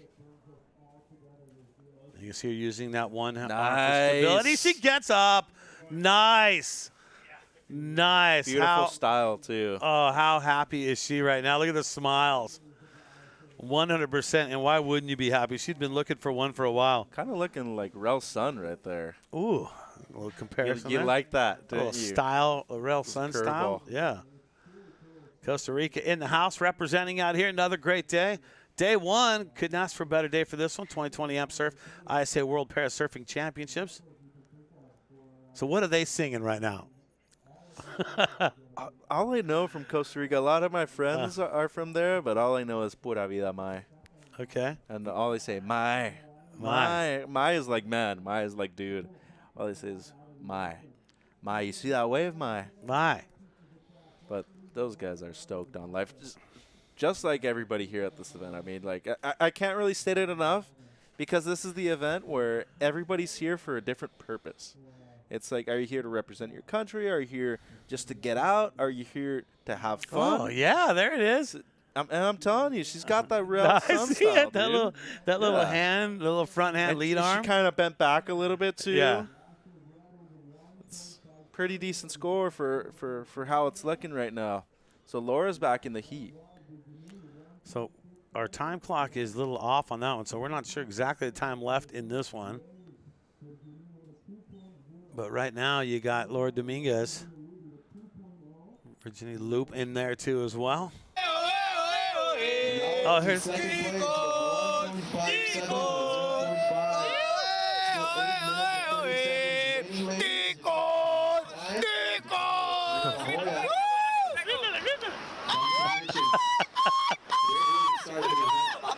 Everyone's super happy. Thank you so much, guys, for inspiration. Cannot describe it. It's beautiful. This passion, we love never we have to protect our ocean.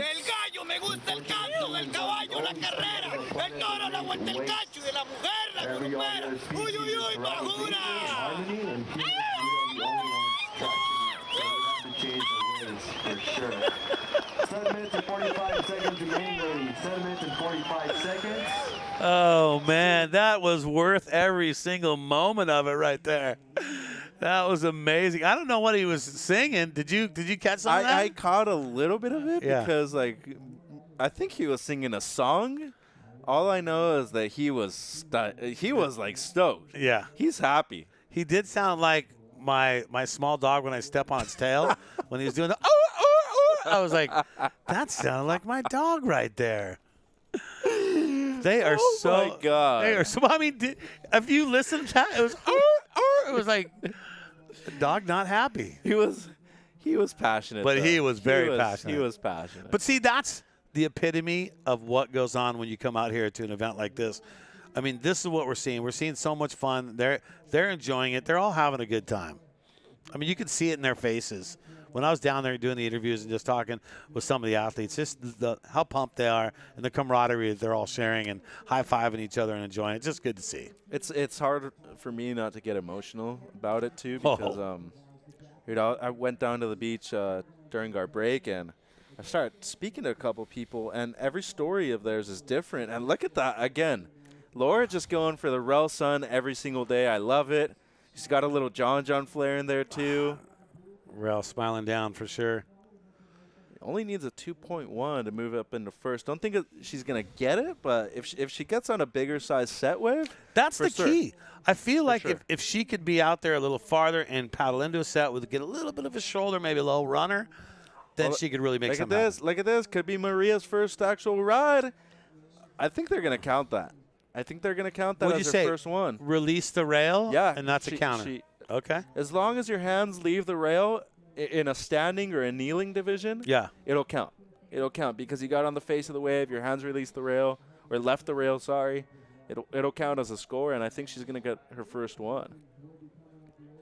So this is like a historic moment, like a book, a divider basically in your book of life. Like it's the first moment in your surfing career where like I got my first score in a competition. Like I should be really stoked right now, even if it's a 1 or a 10. Like I should be very proud of myself that I've made it this far. And you should. And I feel like the old adage, like every single one of them's a winner. First of all, for not letting what they have to overcome to be able to continue to live their lives in a fun, passionate way. You got to give them all credit because they're all winning just for that. Team USA, do they have the chance?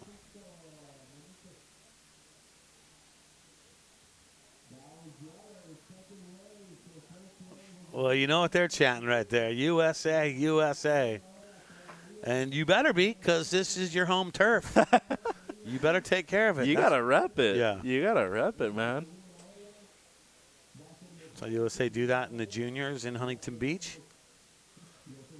Yeah, I've competed like I am half and half. I'm half Mexican, half American. But when I was growing up, I represented Mexico because I was living there. Yeah.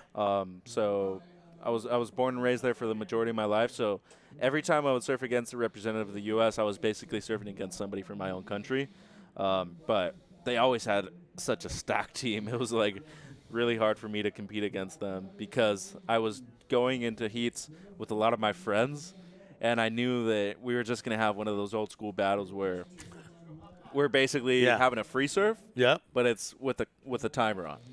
And but that's cool when you're in a heat with bros and you're just sessioning and having a good time and still rooting them on. Yeah, you want to win, but you're still rooting them on. But if they make it through, I'm not bummed. Yeah. You know, I'm probably more bummed if somebody that I didn't knew that smoked me would actually advance. Especially when you thought your waves were better. Yeah, but you kind of have an idea when you come into the beach and people are like, "Nah, he beat you." Yeah. Or if it's close, then you're like, "Okay, it could have gone either way." When was it for you that you decided, you know what, maybe the competitive side of things isn't for me. Maybe I should. I love surfing. I should do something else in it. Announcing, judging, or what? When did that come about?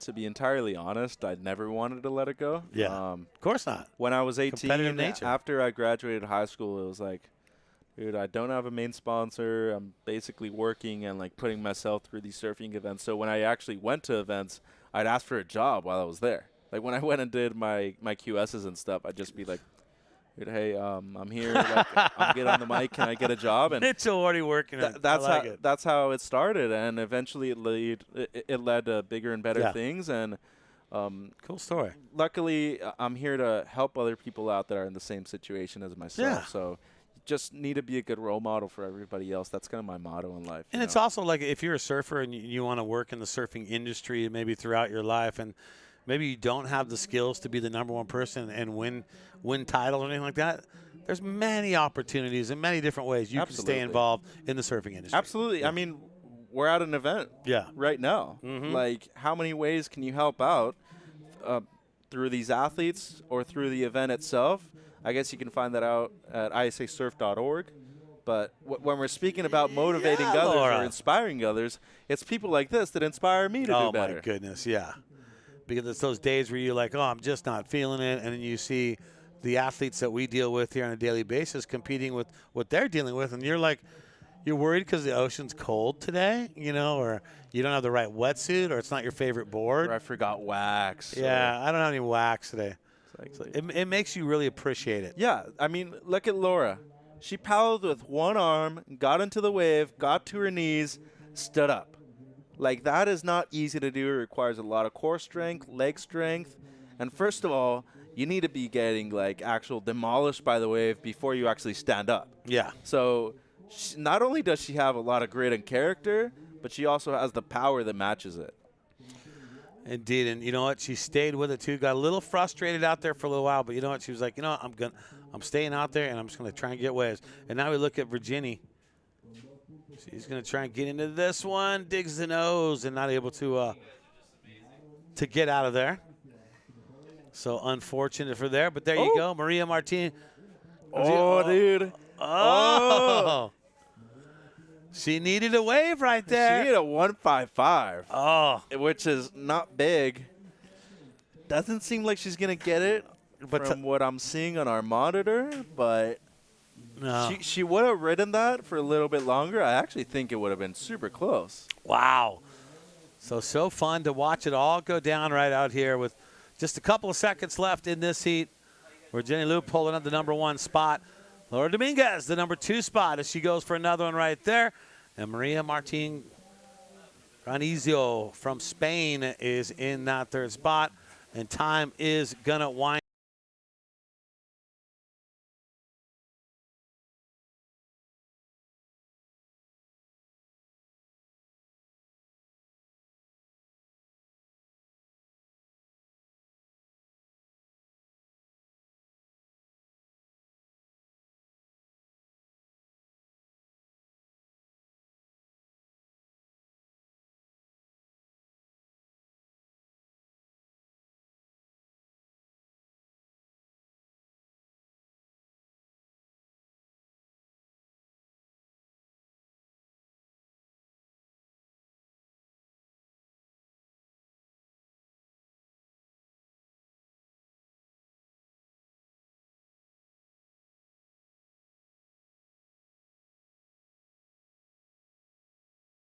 We believe in the healing power of the ocean, and that when someone learns to surf, they can learn to do anything.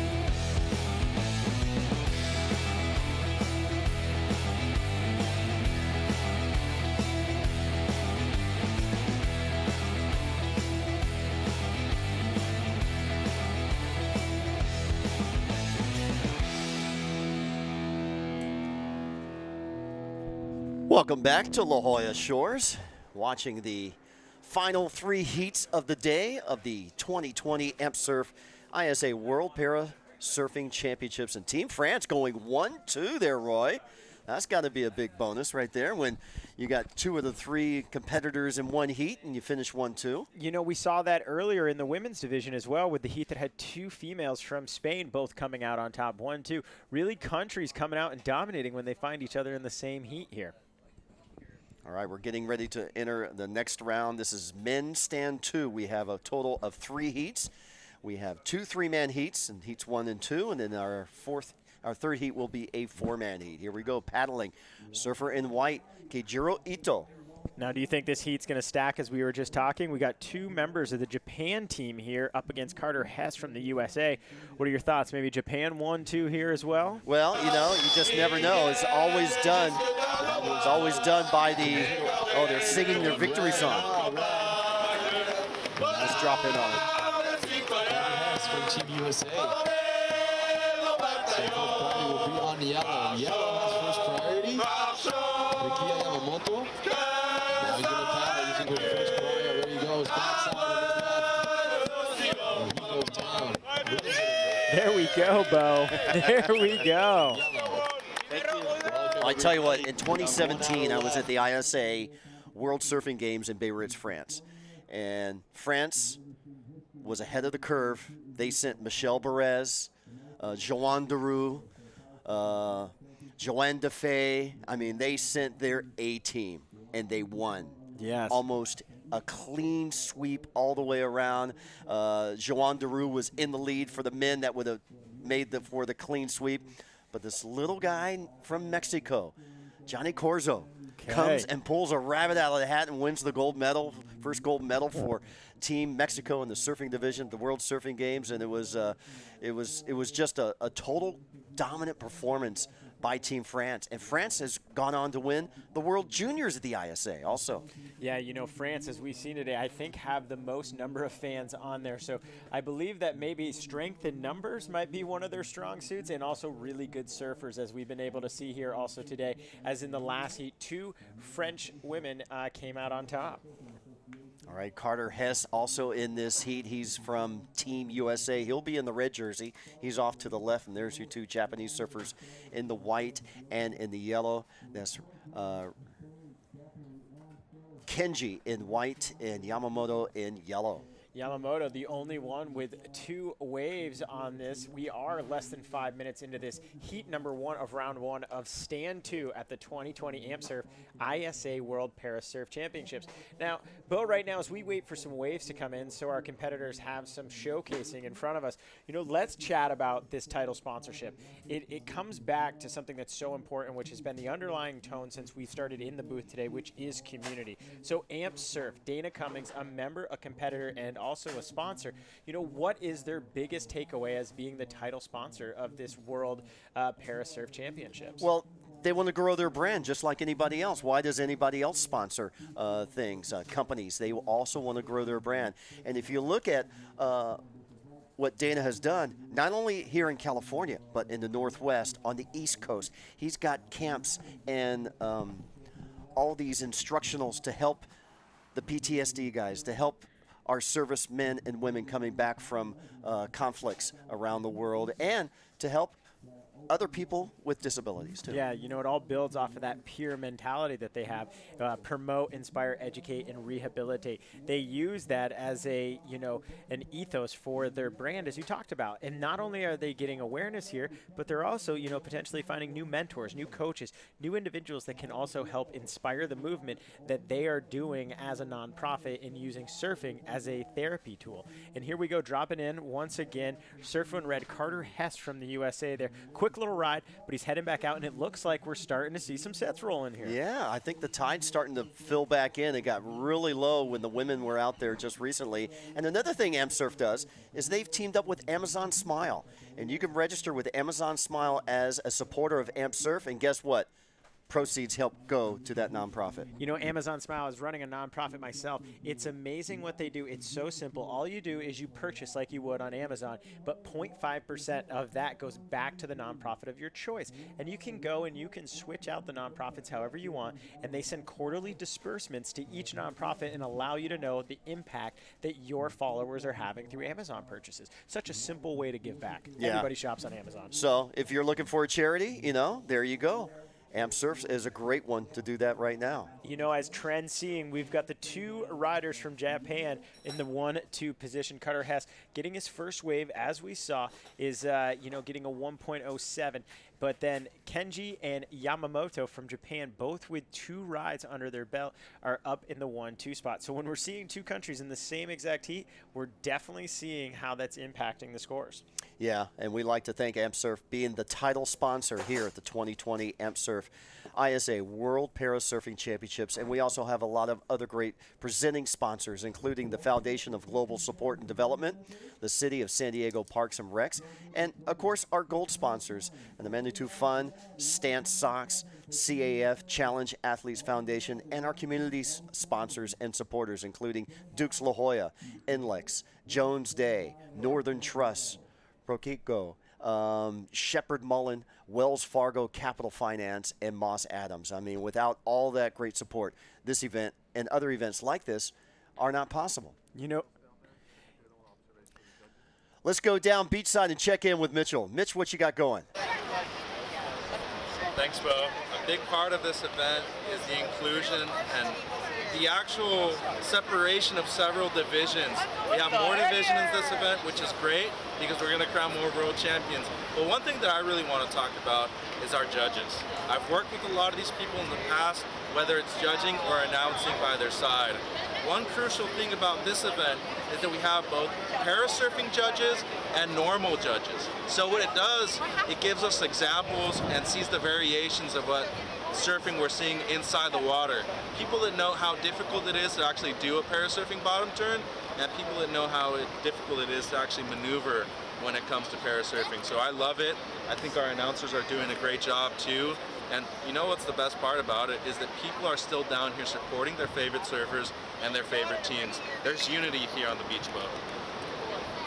That's so right. You know, part of that judging crew up there is former WSL judge Dave Shipley, who has been on the CT tour for almost 2 decades or more. And they're grabbing him. And they're also grabbing disabled athletes from South Africa. He's an amputee. He was my roommate in 2015 at this event. So you have a full range of international judges. They're not all from California. They're from all over the world. And we've got a Japanese judge specialized in also parasurfing. You know, as Mitchell brought that up, it's such a great job here doing by the entire ISA to make sure that the folks that are judging each of these riders have a verse background between, you know, surfing knowledge and also adaptive knowledge to make sure that they're there. Now, going back to that great list that you said, I think what's most unique about this is the idea of partnership. And I think, you know, sponsorship, that's kind of gone out the window. I think every single person that you just listed out there, Bo, is really about partners of this because they want to grow this, and it's not just about putting their logo on something. You see the top executives from a lot of these companies right down here visualizing what they see and how they are helping increase this movement. So it's so exciting to have these partners involved, especially, you know, Amp Surf being the title partner of this great 2020 Amp Surf ISA World Parasurfing Championship. Yeah, and it's every little bit helps. And to fulfill the dreams, one of these guys in one of these divisions will be a world champion by Sunday. Yeah, you know, and like we've already talked about it. We've already seen heats that have like world champion, you know, mentalities behind them by the competitors in there. What a great wave right there. Got off a little early, but that is the coolest thing. On Sunday, we're going to be crowning 15 new world champions between 8 divisions in the men and then 7 within the women. And also, we will be crowning wave ski men and women world champions as well. They just not will be going against the world para team titles as well there. Yeah, I was going to anchor on that. And that's the one thing that the ISA really brings back into an individual sport of surfing. As you see on the WSL tour, you know, everybody's kind of amongst themselves. But when they went to Japan last year for the ISA World Surfing Games, you had Kelly Slater and Kalohi Andino on the same team, you know. You had Gabriel Mendina, Felipe Toledo, and Italo Ferreira on the same team. And it showed how how a country can support an individual sport of surfing. Yeah, the individualism becomes a strategy for each individual to rise the country up and not so much about the individual. I think the most important thing that we're seeing here, and we're seeing it out on the beach, and, you know, Mitchell just brought it up, is that, you know, there is unity happening out on the beach. People are staying here and rooting on their favorite surfers, and not just their surfers, but their favorite country that they're here to support. So the unity that we're seeing out here is truly special. And, you know, each heat, we continually see the level being brought up and the participation being brought up. So this movement, as we know, has grown a new record field here in 2020, but now it's coming out to, here we go, here's another wave being caught right here from the member of Japan. Japan just absolutely dominating this heat, Bo. Yeah, Yamamoto not able to successfully surf out of that wave, but he doesn't give up. He regroups and goes back out, so... He decided to take 2 waves there. Yeah, well, it'll still be counted as 1. Yeah, that continuous wave. Okay, here we go. Carter Hess coming out the back in the red jersey, right in front of the camera. Hopefully snapped a good shot. Carter Hess, that wave, I think, died out on him sooner than we thought. But we are starting to see more consistent waves showing up. But you can see, as you mentioned, Bo, we were definitely at a low tide. Yeah, and even the Water Patrol was talking with Jim Russell and Anna down on the beach, and they were very concerned with the women. They had, I believe, one of the surfers from England who recently suffered a series of seizures, and she was wearing a helmet, and they were also worried about how she wiped out, you know, so they were extra eyes on her just a couple of heats ago. Yeah, no, you can see that, you know, there's not as many people out in the water, you know, talking to the same, you know, safety people that you talked about. With the water so low, they can do a lot of it right from the beach if something's immediate, because being out in the water is actually a little bit dangerous. It's a little too shallow to really be wading out there. Well, Jesse Ballard, that's how he suffered his injury in Malibu. You know, he was a young upcomer coming up in that momentum age with Kelly Slater and Rob Machado and them, and he went out for a free surf early in the morning and before school and had a wipeout and unfortunately, you know, severed his neck and thus the repercussion. But look what he's done with his life. You know exactly what Dana Cummings said when he was up on stage this morning, which you were hosting. You know, he spoke about how that moment changed his life. Same thing for Jesse. You know, the beauty of what Life Rolls On has created would have never happened at that tragic moment. And, you know, it's something I talk about a lot, Bo, which is, you know, find the positive out of the negative. Yeah. And, you know, sometimes it takes longer to find that. But I think, you know, the partners that are a part of this, especially Amp Surf and Life Rolls On and the different foundations that continually help support this growth of the sport, are all doing it out of, you know, a positive out of negative situation. And I've worked with a lot of individuals over in Hawaii with the organization there called Access Surf. And what I hear most of all from all the participants, whether they're competitors or just free surfers, is when I'm in the water, I'm not disabled. I'm just as good as an able-bodied person. That crew that you hang with, Access Surf, Kara, as your guys' leader over there, I'll tell you what, you surely have embraced that term that our foundation uses as well, which is Ohana. You guys are the creator of that, and what you've been able to do to use surf to get people beyond that disability and being just 100% able in the water, that's again the beauty. It's like when people come together to collaborate, we can really create change. And, you know, that's why, you know, it's great to see that the title partner of this World Championships is a nonprofit, Amp Surf, which does just that. Their mission speaks to exactly what this event does. And, you know, they are looking at the veterans, and they have documented here locally in San Diego at the Navy Hospital that they use surfing as a rehab to rehabilitate individuals from post-traumatic syndrome, you know, from war injuries. Yeah, great documentary on Netflix, actually, which falls around another nonprofit, Operation Surf, which, you know, speaks right to that and has data just like Amp Surf does that shows that their inclusion of surfing in the treatment process is making real change. Here we go in the yellow jersey, Yamamoto coming in. He even has priority. This is all him. Let's see something here. Gets across there, gets across, and continues across the face of the wave. This is one of the better rides of this heat right here. Yamamoto in yellow. Let's see what this does to his score. Well, he needs pretty much a similar score of his high wave of a 4.5, a 4.41, and he'll take over the lead over Keijiro Ito. you know, his countrymen. But again, Japan going 1-2 right now. Great ride right here, kind of spoofed up out of nowhere. With less than 5 minutes in this heat, Yamamoto gets a, let's see, it looks like he had the score come in yet. And yes, that is a 2.77. It doesn't move him up in the rankings, but it does add a distance between him and Carter Hess of the United States. Let's watch Ito here. Ito on his backhand and closeout section. Yeah, the waves are getting tough. The faces are not really showing up right now as we're starting to see the water start to rise here in La Jolla. Well, increasing tide, that'll help the water volume coming inside here. We have our first of 3 heats in this round, the men's stand 2. The men's stand 2 used to include the kneeling division. And in this division, the kneelers have now moved on into their own division because they have the numbers. You know, we saw 14 competitors in that kneel division earlier today in the men's. And we saw almost every single competitor within that division not only catch waves, but catch great waves. And it was really highly contested. And with the format double elimination, we're really going to see highly competitive divisions tomorrow when they go back out for their second heats. There's Otter right there holding up the Olympic flag and the team of Team USA. We'll be seeing him in the prone division, the former world champion in that division. You know, that means he'll be coming right out of the gate tomorrow looking at the schedule. Prone men 1 and then prone men 2, along with the men and the women, will be the first couple of rounds that we'll be seeing tomorrow. So how early are we starting tomorrow? It looks like we're starting at 7:30 a.m. tomorrow. 7:30 start all the way to 4:30 in the afternoon, so a full day. So we'll have men's prone, women's prone, and we'll have Division 1 of the prone going out early, and then men's prone 2. This is the one, the assisted prone division, correct? Correct, men's prone that 2. is it. And then we have women's prone 2 coming up at around the 11 o'clock hour.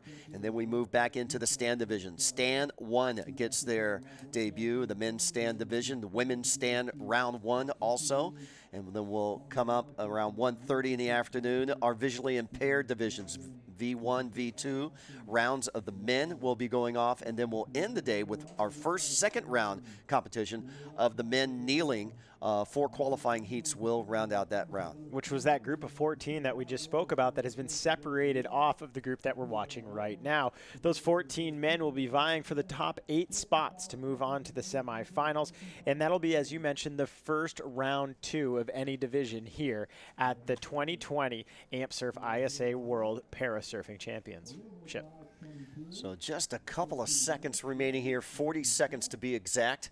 Yeah. So let's watch Yamamoto here, currently in second. This will be his 8th wave of this heat. He's grabbing rail, and he's trying to get barrel, but the wave is just not quite tall enough.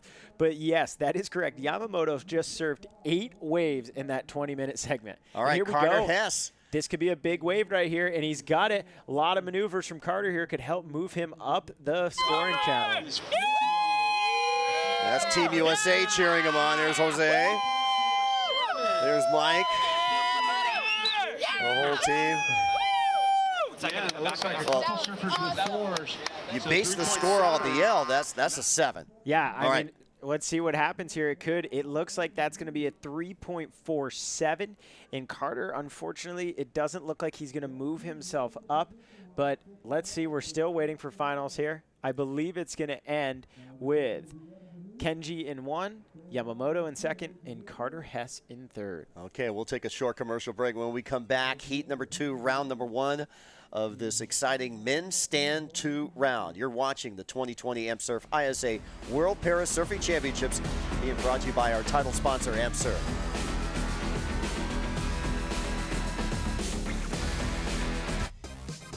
AMP Surf, using the power of the ocean to help people discover the power within themselves. Because we like to focus on our abilities, not our disabilities. With 4 chapters around the country, AMP Surf leaders teach more than 1,000 veterans and special needs children and adults to conquer their doubts and capture the magic of riding a wave. We believe in the healing power of the ocean, and that when someone learns to surf, they can learn to do anything.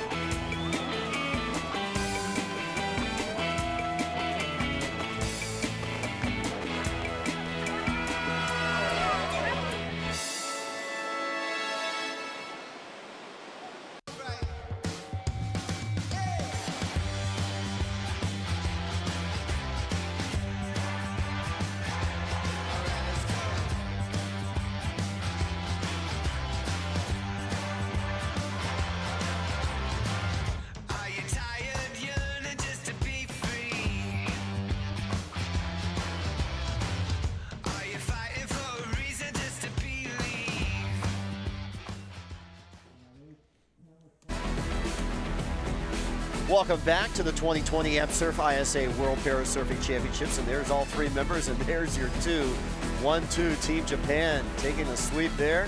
Here's Masa in the wheelchair, congratulating his co-competitors. Kenji and Yadamoto finishing 1-2 there from Japan, staying traditional as we've talked about. The countries that stack 2 in the same heat have come out in the 1-2 position, Bo, all day. All right. As we watch our surfer in yellow, this is our Russian surfer, JP Vodry. And he'll be up against the man in white, Felipe Nod from France. And who is wearing that red jersey, Roy? Oh, that is Dana Cummings, the founder of our title partner, Amp Surf. So like we talked about, not only is he wearing the hat of title partner for this entire event, he is also competing as a member of Team USA. There he is rocking that Amp Surf hat, as we've been saying, many hats on his head. But he's also a founding father of this entire movement of adaptive surfing. That is a lot to take on as an individual at this event. Ichiban, number 1.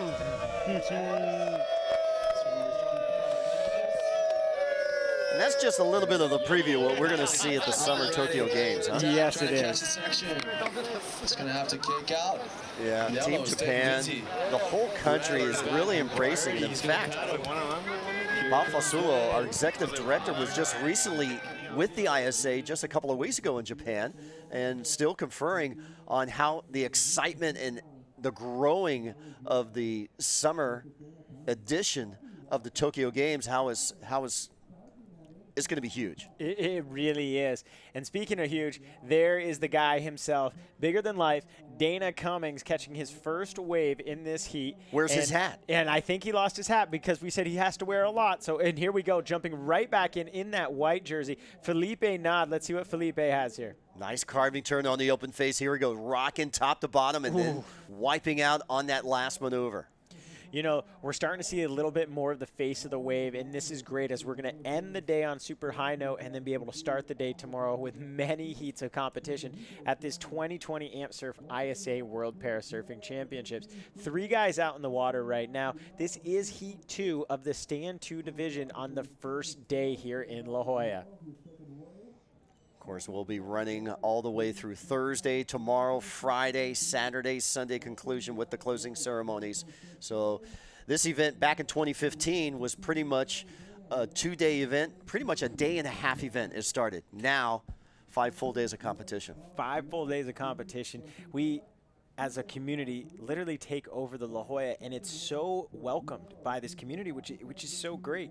And it really allows for everybody to immerse themselves in this very much unity-based kind of community event that's also a world championship. So, Roy, let me ask you, how is the East Coast adaptive surfing community on the Eastern Shores? Cold.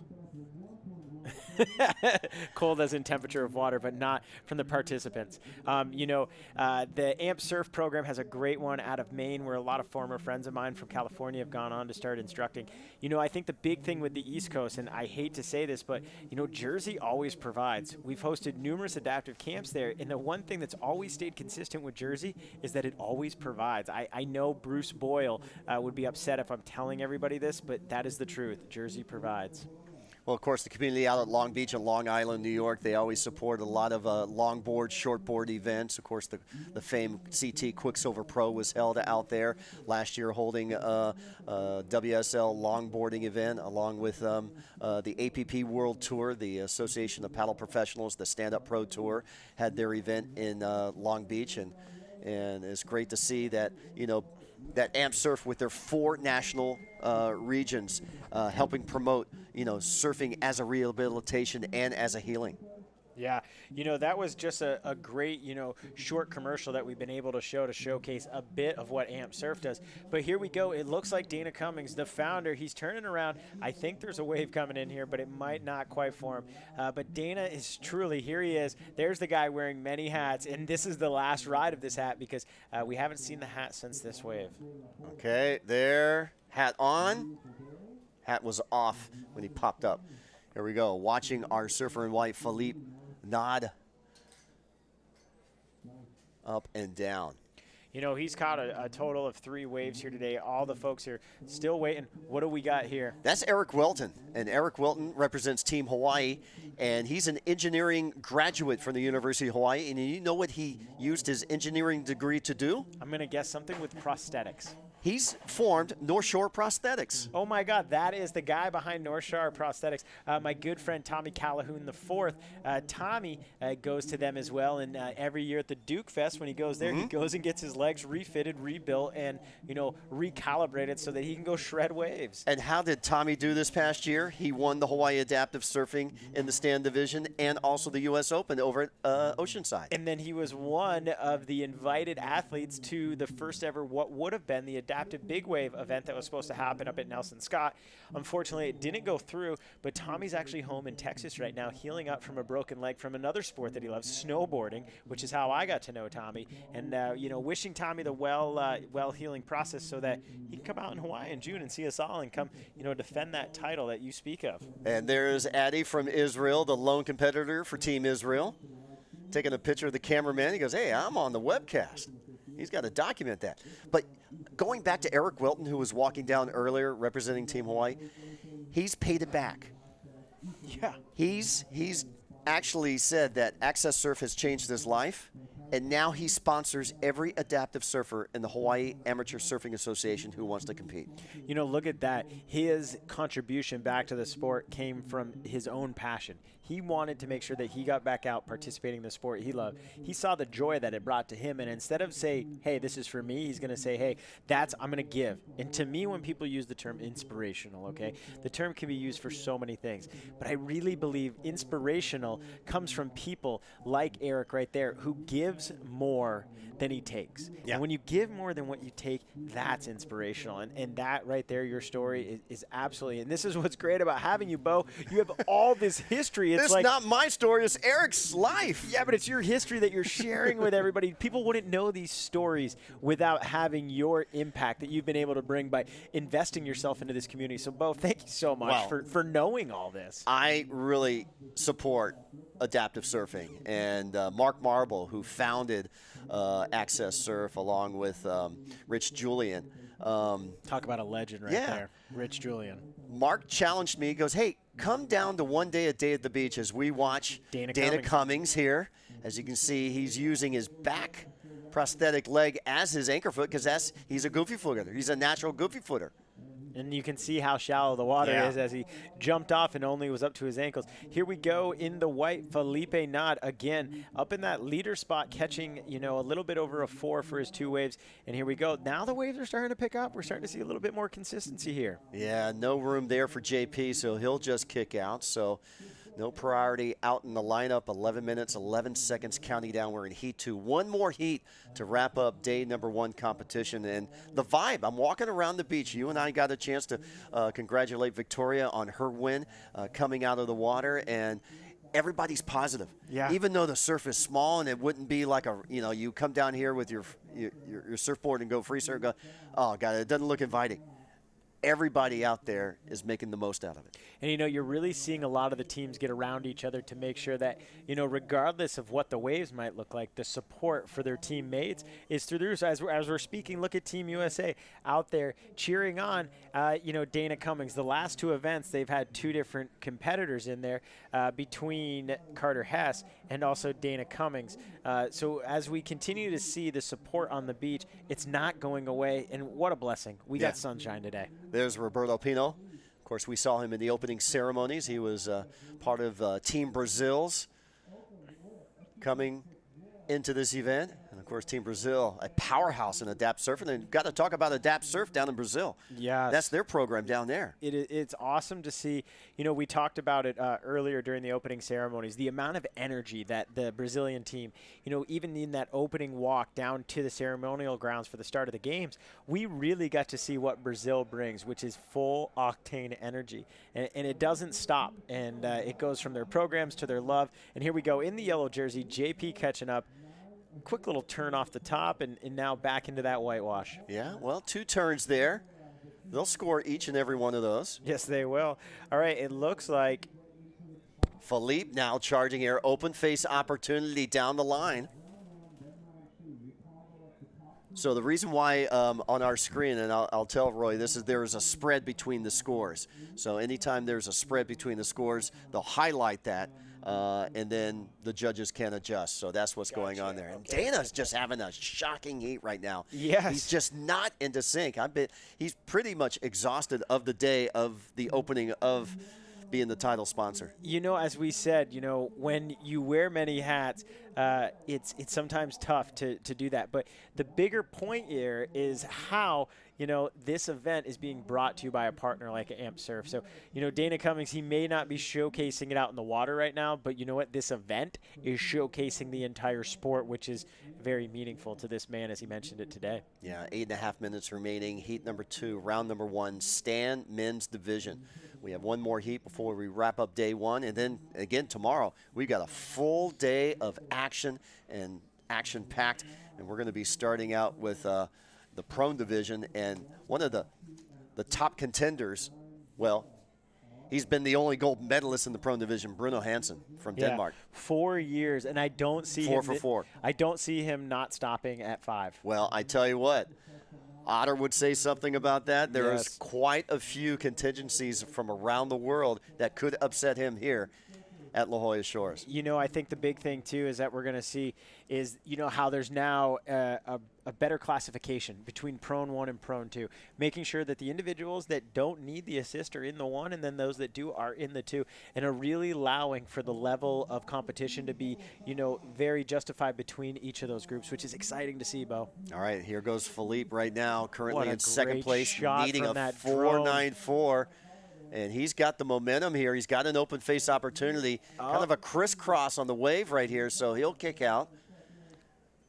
And he knows with 7 minutes left, there is still time to catch more waves. And here they come. What great view we are getting here from this drone, as they're really showing us a circular panoramic view of the competition site. Dana Cummings, I think, did he just find his hat? Maybe no, that looks like some kelp that's in front of him. But here he goes, Dana Cummings turning on this next wave. The rider in red about to drop in with about 7 minutes left in this heat. Let's see what Dana has here as this wave starts to form. He's kicking, he's going. Dana is up, and off we go. All right, let's watch him on the attack. Fading into that white water. No open face opportunity for turns there. So this is going to be another small score for Dana Cummings, needing a score of at least a 5.67 to get into first place, or even into second place, right? Excuse me, no, I was looking at the fourth. He needs a 3.84. Excuse me, a 3.84. You know, and right now what we're seeing from this group is catching a lot of waves. All these guys have caught a minimum of 4 waves here in this set with 6 minutes remaining in this heat. You know, we're seeing that the rider in yellow, JP from South Africa, who, oh my God, did they dress ever fancy this morning, is showcasing that in his first place current standing. Every ISA International Surfing event, team from South Africa wears the jackets. It's a beautiful thing. Whether it's 110 degrees down in El Salvador, they'll wear the jackets. One year we had the World Sup down in Nicaragua in the month of May, and they were wearing those jackets during the parade, and they were really hot. You could say they were already feeling it. No, but that's the culture that you see. Team New Zealand, you know, they'll usually bust out into a haka at the ISA opening ceremonies, and we unfortunately don't have Team New Zealand here this year. You know, we're also missing the team from Italy as well. You know, so even though we have this great movement, we're also seeing, you know, even more countries that we're missing here, and we're still breaking records. So, you know, that's something to take into consideration, that the numbers could be even higher. And I think, you know, as this continuation, as you're going, could even be a qualifier as the Paralympics, as we said, we're going to keep seeing the numbers growing, where every year I believe we're going to have a record-breaking attendee participant level. Well, I think it was Access Surf was the very first adaptive surfing event at the Dukes Ocean Fest, and it all began with one heat. Rodney Roller won that heat, the local legend from here locally in California, right? And it was Rich Julian on a wave ski, Rodney with an amputee he was standing on a regular surfboard, and 2 other individuals. I want to say John Davis was in that. John Davis was also one who of that. also has won the Hawaii Surf Adaptive Championship Yeah. back when I think it was maybe its 2nd or 3rd year. Yeah. But again, you're very much right. That Duke Fest. And now the adaptive division in the Hawaii Championship has gotten so big, you guys no longer do it during Duke Celebration. You actually have pulled off and done your own event in the month of June. That's right, and we've grown to 5 days from a 2-day event. So adaptive surfing started with just one exhibition heat, kind of a promotional heat, and now it's blown up into a sanctioned ISA event, a potential Olympic para surfing event in the future, and possibly a professional tour in the future is being talked about. You know, I think that is something that really speaks to those, you know, the forefathers who had the insight that, you know, surfing has so many components to how it can help. And I think one thing that we need to always recognize is that each of those people, the Rich Julians, you know, another one, Mark Thornton, that comes to name, those are the folks, the Spike Canes, that have really made sure that the stewardship of adaptive surfing has not only started but continued to has grown, as all of them are still competing to this day. Oh, amazing. And if it wasn't, and Mark Thornton's out here right now. Mark Thornton's all, if there is an adapting surfing camp or contest somewhere in the Southern California area, there's one guarantee: Mark Thornton is going to be there. And let me tell you, if you ever meet Mark Thornton, you'll feel like you haven't done enough in life. You're right. I was actually talking about him earlier today to some folks, and just, you know, talking about, you know, grit. And if you want to talk about the definition of grit, Mark Thornton is the definition of grit. Yeah, you think John Wayne in True Grit's tough with that one eye patch. No. I got a guy tougher than you, and his name is Mark Thornton. Yeah. A guy like Dana Cummings. I mean, so many people have come over their crush of their life, you know? Yep. Just like you, Roy. Yeah, you know, I mean, I'm lucky. I've gotten a bit back from my injury that allows me to, you know, be able to live, you know, the best that I can and the best quality of life. But each and every one of us, we all have a story. And each of those stories has allowed us to persevere and move through a traumatic event in our life and to really come out on the other side spitting and fighting as positively can be. And look at Dana Cummings out there. He's out here partnering as the top man, and he's out here with these guys who are just catching great waves. Here is a wonderful wave right here from the rider from France. Yeah, Philippe caught a 3 and a 2.67 to solidify his second place, but even JP, he's even up the margin with a 5 and a 4.43 on his last 2 rides, and we're down to 2 minutes remaining. I mean, your wife, Elena, is the only person in Olympic history to ever gold medal in a winter and summer Olympic campaign, even though it's been in para. Yeah, it's unreal. She did it in 2008 in wheelchair basketball in Beijing, then had a record book Olympics in 2010 in Vancouver, and then secured another medal in Vancouver in Sochi in 2014. And then just to cap it off, she decided to hop in para canoe and take that on as an endeavor in 16 down in Rio. And then I think that I truly believe, you know, talking to her about all the victories that she's had, the one at the U.S. Surf Championships, the U.S. Adaptive Surf Championships in 2018, when she beat all the boys. Yeah. And I remember her calling me and just saying, you know, I did it. I won every event. Like, I did it. Like, she beat everyone. And I think to her that was such a great justification for her being crowned that champion and knowing that she was the top performer that day. Well, let me tell you, when she came to our event in Hawaii at the Duke's Ocean Fest, at the Hawaii Surfing Championships, she had never been on a wave ski before. I know. What and she was competing against guys. Yeah. And she found a new love. Yeah. And she's so amazing at doing that. And I think that's been a thing that she's always done, is she's always, you know, gone for equality. And as the president now of the Women's Sports Foundation, the foundation started by Billie Jean King, she really has that opportunity to fulfill something that she has always done through performance, and now she can do through advocacy. And she's empowering other women. Yeah.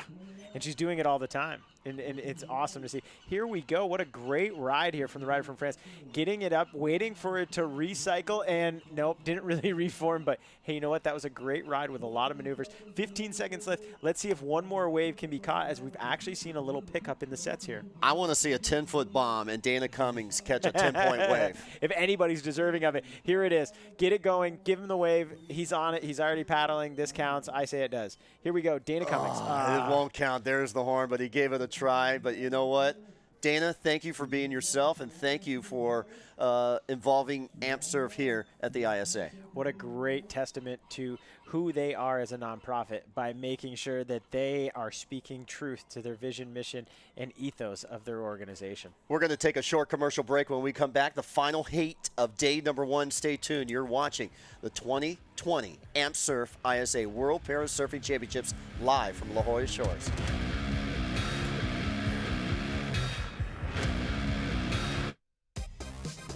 Amp Surf, using the power of the ocean to help people discover the power within themselves.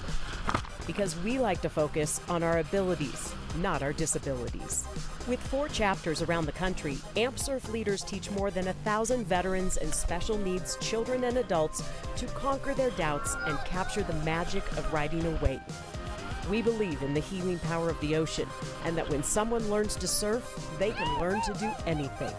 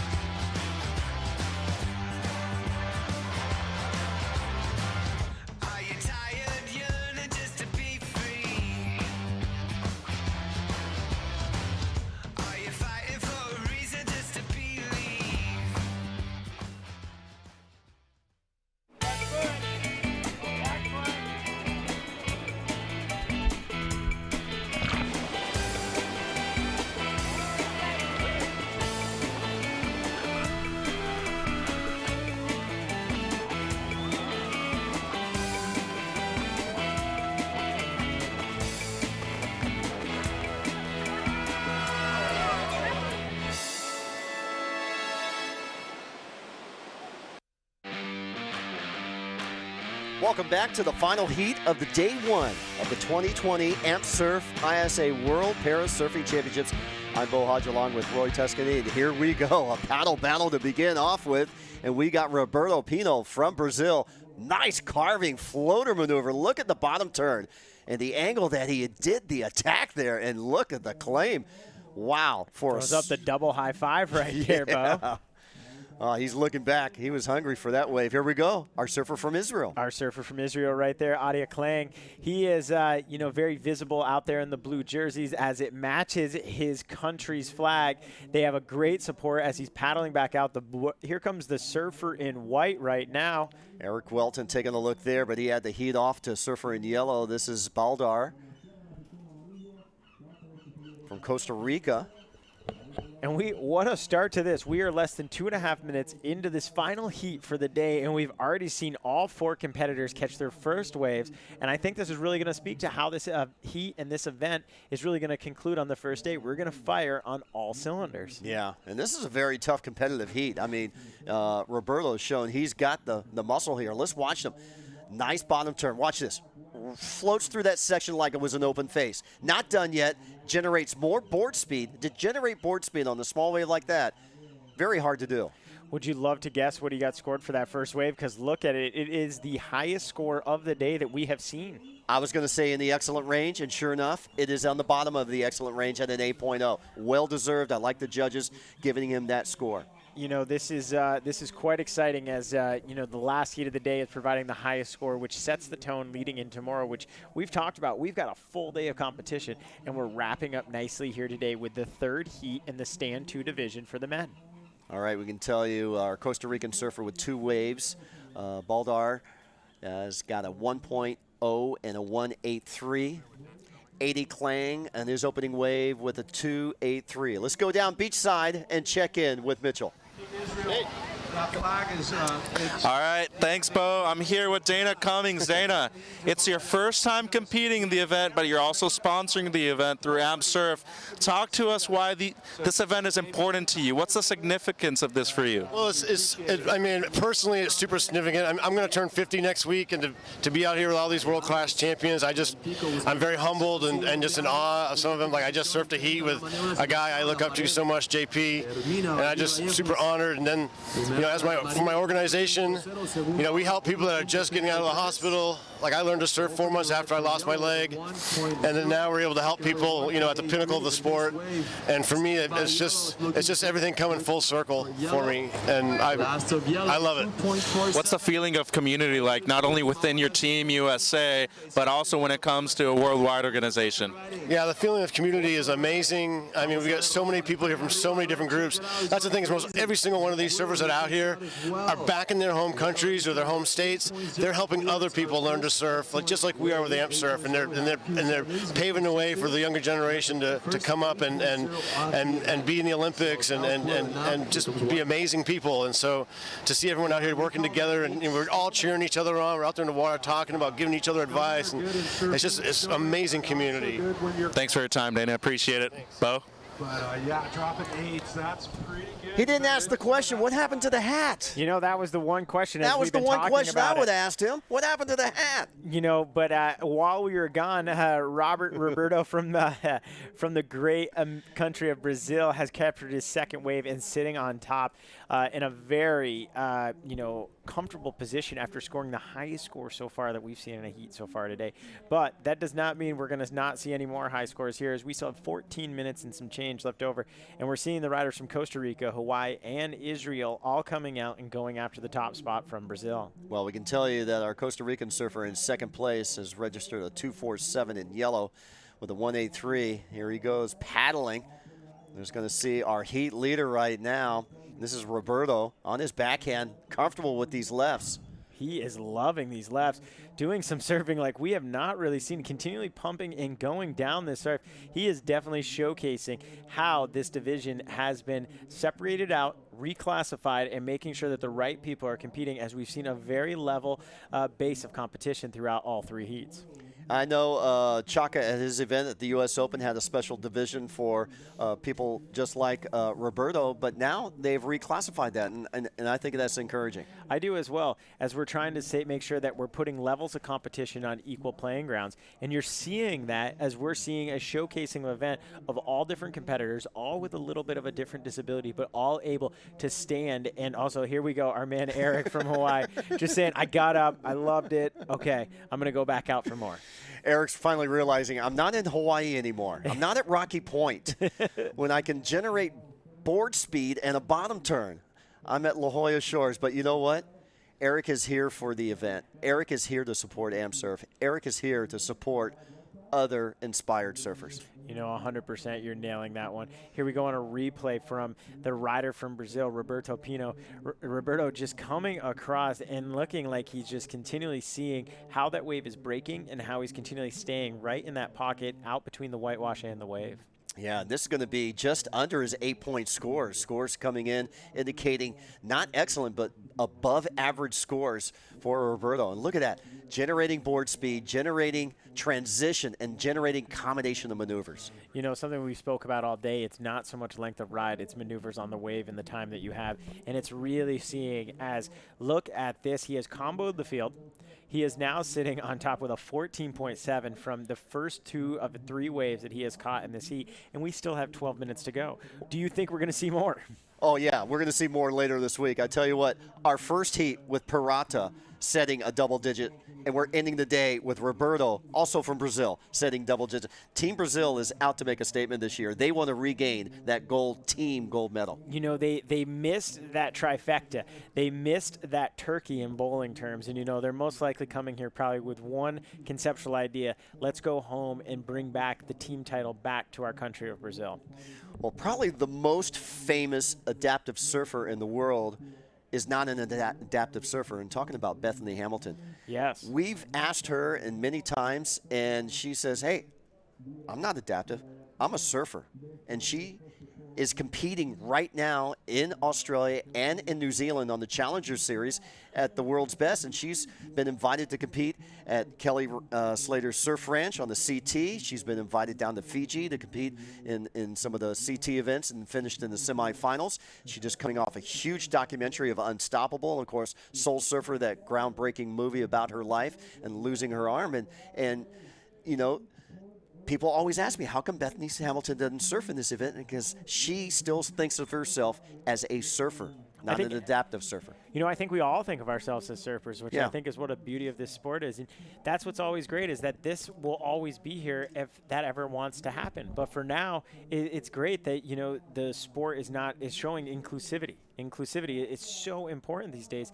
And once again, look at that. Roberto just dropped an 8.83 on that last wave. He has not only comboed the field, he has really set a precedent for what we're going to see here at the 2020 AmpSurf ISA World Pair Surfing Championships. He's saying, I am standing up and I am showing you how to attack these wave faces. You know what I would say at the Triple Crown of Surfing if Roberto just put on those 2 scores? Paddle in. Save those scores for later. Very much so. Paddle in. You know, go to your flag on your country that's showing there. There's Costa Rica rooting on their rider in yellow, but really Brazil once again showing that they are going to come after that team title once again. Well, an amazing fight here for second place. And right now, who holds second place? You know, second place right now is the rider from Israel, Adia Klang, posting 2 waves. Here he goes on his 3rd, and this is definitely already, look at this one facing, just riding out past the whitewater. Couple maneuvers while it's closing out. But once again, another great wave from a rider from Israel. As Addy will finish up here on the inside, he's got a couple of scores at a 3.5 and a 2.83. This will be his 3rd scoring wave and not be a keeper wave, so this will be just under, yep, a 2.77. You know, but we still can see a lot of movement here as we've got 3 riders that one wave could really transform their score. Now, what are we going to see from Roberto? Maybe we're going to see a 9. He got real close on that last one, and he is right up in the field right now, sitting at 16.83, the highest combo score today, and has also comboed the field as well. Well, 3 judges gave him a 9. Yes, look at that. It's just that one judge, Judge 2, gave him the 8 that really brought it all down. But yes, 9s have been scored on his scoring sheet today. Well, actually, how is scoring being done? You have 5 international judges. They drop the high, they drop the low. For Roberto, he had 3 9s, an 8.5, and an 8. So 1 9 and the 8 are thrown away. 2 9s and an 8.5 average out to an 8.83. And Eddie claiming on that one. Yeah, we're going to keep seeing, I think, his score climbing up as he's getting a little more consistent out there in the ocean right now and really starting to find home on these waves and the waves that are coming. Quick little duck dive under there. That duck we saw earlier could really show some skills. He had the ultimate duck dive. Let's watch Addy here on the replay. He's using kind of a fun board shape here, kind of in between the short board. He's fired up for standing up on that wave. He was frustrated on that wave. That wasn't a claim. Yeah. Some might call it fired up. Some might call it something else. Yeah, here All we right, go. Here we go. Roberto Pino, are we going to get a 9? We are hoping for a 9 here. Here we go. The rider from Brazil in red. Big cut back across the top. Another one rides a little bit of the rail up there, jumps off a little early. I don't think that's going to succeed one of his earlier 2 rides. But again, as we mentioned, he's not slowing down in any way and continues to put up larger numbers up on the scoreboard. Waiting to see the judges. They're coming up in around the 7 area. But again, that is his 5th wave of the heat, a 7.77, and that's his throwout. You want the good news or the good news? The good news is he's got an 8 and an 8.83. The other good news, he's got a 7.77 and a 6.7 throwaway waves, which would still win him in combo the field. Yes, he is definitely, like as we said, is showcasing. Is this a replay? No, he's just up again. He is really finding his own out here in La Jolla. This is so fun to watch. What a way to wrap up this first day. Again, we're looking at who is going to come out here. All 3 riders in white, yellow, and red are all hovering around roughly the same score, and one score could really transform. Here we go. Rider in yellow from Costa Rica. Nope, turns off. But on the side, who's up on another wave? It is Roberto. Oh, catches a little too big of a top turn and ends up back into the ocean. This is scary from Team Brazil. We've only seen 2 categories of men and women in kneel and stand division, correct? Correct. And we've seen the Brazilians dominate in just 2 of the 14 or 15 medaling positions the individuals have. So we've yet to see the rest of the field that Team Brazil has, and they've got another rock star adaptive surfer in the assist division with Davi Teixeira, who was the 2016 gold medal winner. You know, I remember at the Hawaii Surf Championships 2 years ago. It was kind of one of his first, I think it was his first time there, and he got a perfect 10 on a wave. And not only did he get in the barrel, he rode that barrel like it was the most ultimate barrel of all times. And when he came out, he had that huge smile that you see on his face while he's on his skateboard getting around outside of the ocean. And that smile really said, this was more than a 10. This was my day. This was my day in the ocean. Well, in 2016, when David returned home, he was a true rock star. Gabriel Medina, Felipe Toledo wanted to meet him. You know, the cool thing that he's doing that others have started to do to transform the sport is he's bringing non-endemic brands to be sponsors. They're seeing what his impact not only means to the community he's in, but the community that sees him and recognizes him. And from that, we're able to bring new sponsors into this space that could really help, you know, bring more infusion and making sure that the proper funding so that everybody can have the best opportunity and compete at the highest level. Well, that's what I hear from you and from Dana and from everybody else is inclusion. Yeah. Right? Yep. Inclusion. It's so important. And, you know, athletes like himself, you know, the other rock star that they have as well who's not here is, you know, the wave skiing individual from Brazil as well, who I don't think is here, just didn't travel since it's not going to compete for the team title. I know you're talking about bringing his name up Felipe here. Lima. Felipe Lima, a 4-time winner of this event. So Bruno Hansen, who we were talking about earlier, 4-time winner. Felipe Lima, also a 4-time winner of the gold medal in the wave ski division, or as known as in the past as the upright division. Yeah, this guy does aerials. Yeah. He actually catches air on a wave ski. I've seen him snap back where you'd almost thought he broke the board. Yes. All right, 4 minutes. We're coming up on that 4-minute mark for the last heat of the day. Well, the story, Roberto Pino, an amazing story, a domination of this heat with an 8.83, an 8.0, a 7.77, and a 6.7. And those last two don't even count. But here we go. Eddie Klang tagging off the white water, losing it there. And then here we go out the back. Our surfer out of Costa Rica, up and down. You know, he's stacking wave counts, but, you know, it has not been a spectacular yet ride that we've seen yet. He's definitely getting the waves. He's definitely getting up. And I think that's what's so great about this format is that they each get 2 20-minute heats to decide who's going to be moving on into the semifinals for each of these divisions. Now, we've got 8 divisions within the men. We have 7 divisions within the women. Plus, we also have the Wave Ski Invitational for men and women, which won't go towards the team overall count. But here in this heat, 3 minutes left, really have seen a showcase from Roberto today. Just saw a shot of the judges' tower. You saw 3 cameras on the right-hand side. One of those cameras is one of our camera guys. 2 of the other cameras are dedicated just to the judges for their instant replay. And Eric Welton coming in for Team Hawaii. He's doing the Duke stance. That is the Duke stance. Cross when you're my parallel arms and you cross your arms. And, of course, Buffalo Kealana just had his Big Board Classic up at Makaha this past month. And, of course, they improvise in many different styles of longboarding and tricks, and one of them is the Duke stance and the dead ants and you know, the Buddha and the scooter boy, which are all individual tricks you can do on a longboard. And well, I guess Eric decided that he wanted to do the Duke stance coming in. Yes, he did. And look at that. We still got that Costa Rican flag right there cheering on their teammate who is just shy of the rider from Israel in the blue jersey. Now, we have talked about Roberto absolutely having a blast out there. We're coming in with 2 minutes. I think if he catches one more, he's going to make sure to have the most fun of anybody for the day on that last wave. Oh, totally. And I'm loving the glasses from Eddie. Yeah, you know. He's rocking it. He looks superhero, and here he comes up on that wave. Wow, look at that explosion. And I think here's the wave. There we go. That is definitely the best ride of the day. Here we go. Last rides from a majority of these competitors. We're starting to close out the heats, and let's see what we get for final rides from each of them. And check that out. 90 seconds left, and he's paddling back out. Here we go. Beldar from Costa Rica up and down. He's been out of syncs here. We've talked about it. That is the 8th wave of this segment here that he has taken on.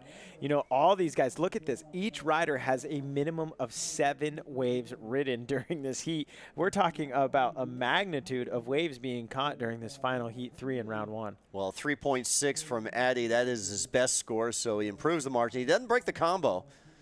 He needs at least a 6.83 to break that combo, and he's far from that. Here we go. All right, here's that potential last wave from Roberto. He's thinking about it, and it looks like he's just going to take that in to say, hey, I had a lot of fun out here, and I want an easy paddle in. Just Look giving at that pray to the God. Super stoked. So comfortable out in the water. Quick little head dip. He knows where the out. drone is. He Yes, gave the does. drone a little shaka for all of his family and friends back in Brazil. Absolutely fantastic right there. I can't wait to see him surf again. Oh, God, that was what a great – I mean, we talked about it, that opening men's kneel heat where we said this could be a championship round, and we got nothing but action-packed in that heat, and now we're closing it out, and we're so excited to see what Roberto is going to do in round 2 of his Stand 2 division. He's got the capability of competing on the QS. I can really tell you does. that. He really does. Yeah. That is an absolute great. Which brings me back. That's why I thought of Bethany Hamilton when I saw him, because Bethany considers herself a surfer, not an adaptive surfer. And, you know, I would like to see Roberto elevate himself into that criteria, you know? Yeah, that was awesome to see. Well, what a great day, Bo. And we've got some highlight packages of some of the best waves, and I'm sure we're going to end it with Roberto's. Yeah, you really, and I bet we're also going to end it with what we started with as well, as we saw some amazing waves from the Pirito, our friend there who took the crown in the first heat of the day. Well, there's Team Brazil welcoming them back onto the beach. There's Team Hawaii coming back down. Welcome back, Eric. And look at Roberto. High fives for everybody. So we're going to watch some of the best waves of the day. We're going to throw some music behind it, but we'll be right back after this. So check out day 1 of the 2020 Amp Surf ISA World Para Surfing highlights.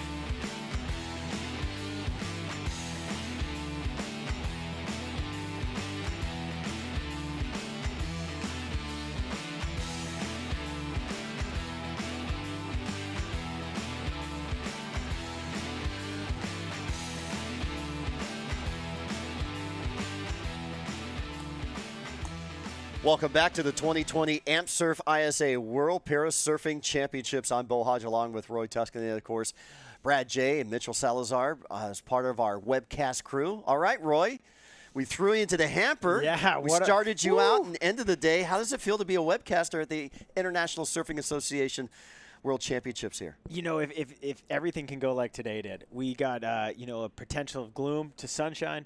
We got all the heats off. Everybody came out of the ocean with a smile on their face. We saw some great surfing, especially in the last heat of the day. Roberto coming out of Brazil, really throwing down some waves. And, you know, we see him right there walking up the beach now.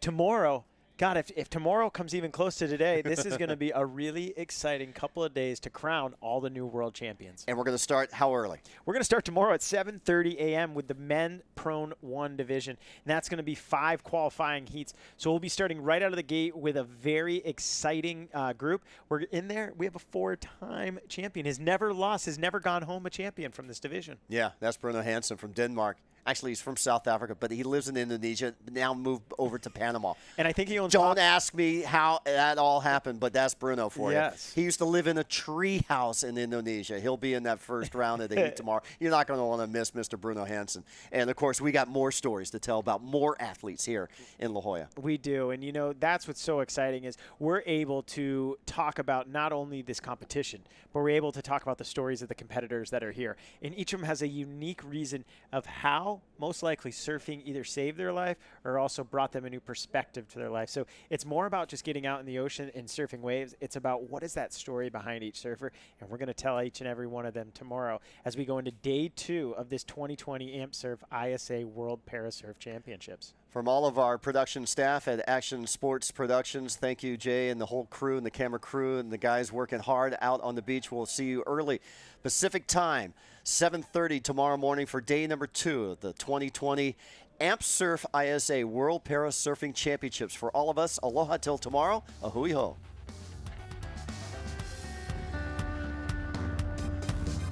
Amp Surf, using the power of the ocean to help people discover the power within themselves. Because we like to focus on our abilities, not our disabilities. With 4 chapters around the country, Amp Surf leaders teach more than 1,000 veterans and special needs children and adults to conquer their doubts and capture the magic of riding a wave. We believe in the healing power of the ocean, and that when someone learns to surf, they can learn to do anything.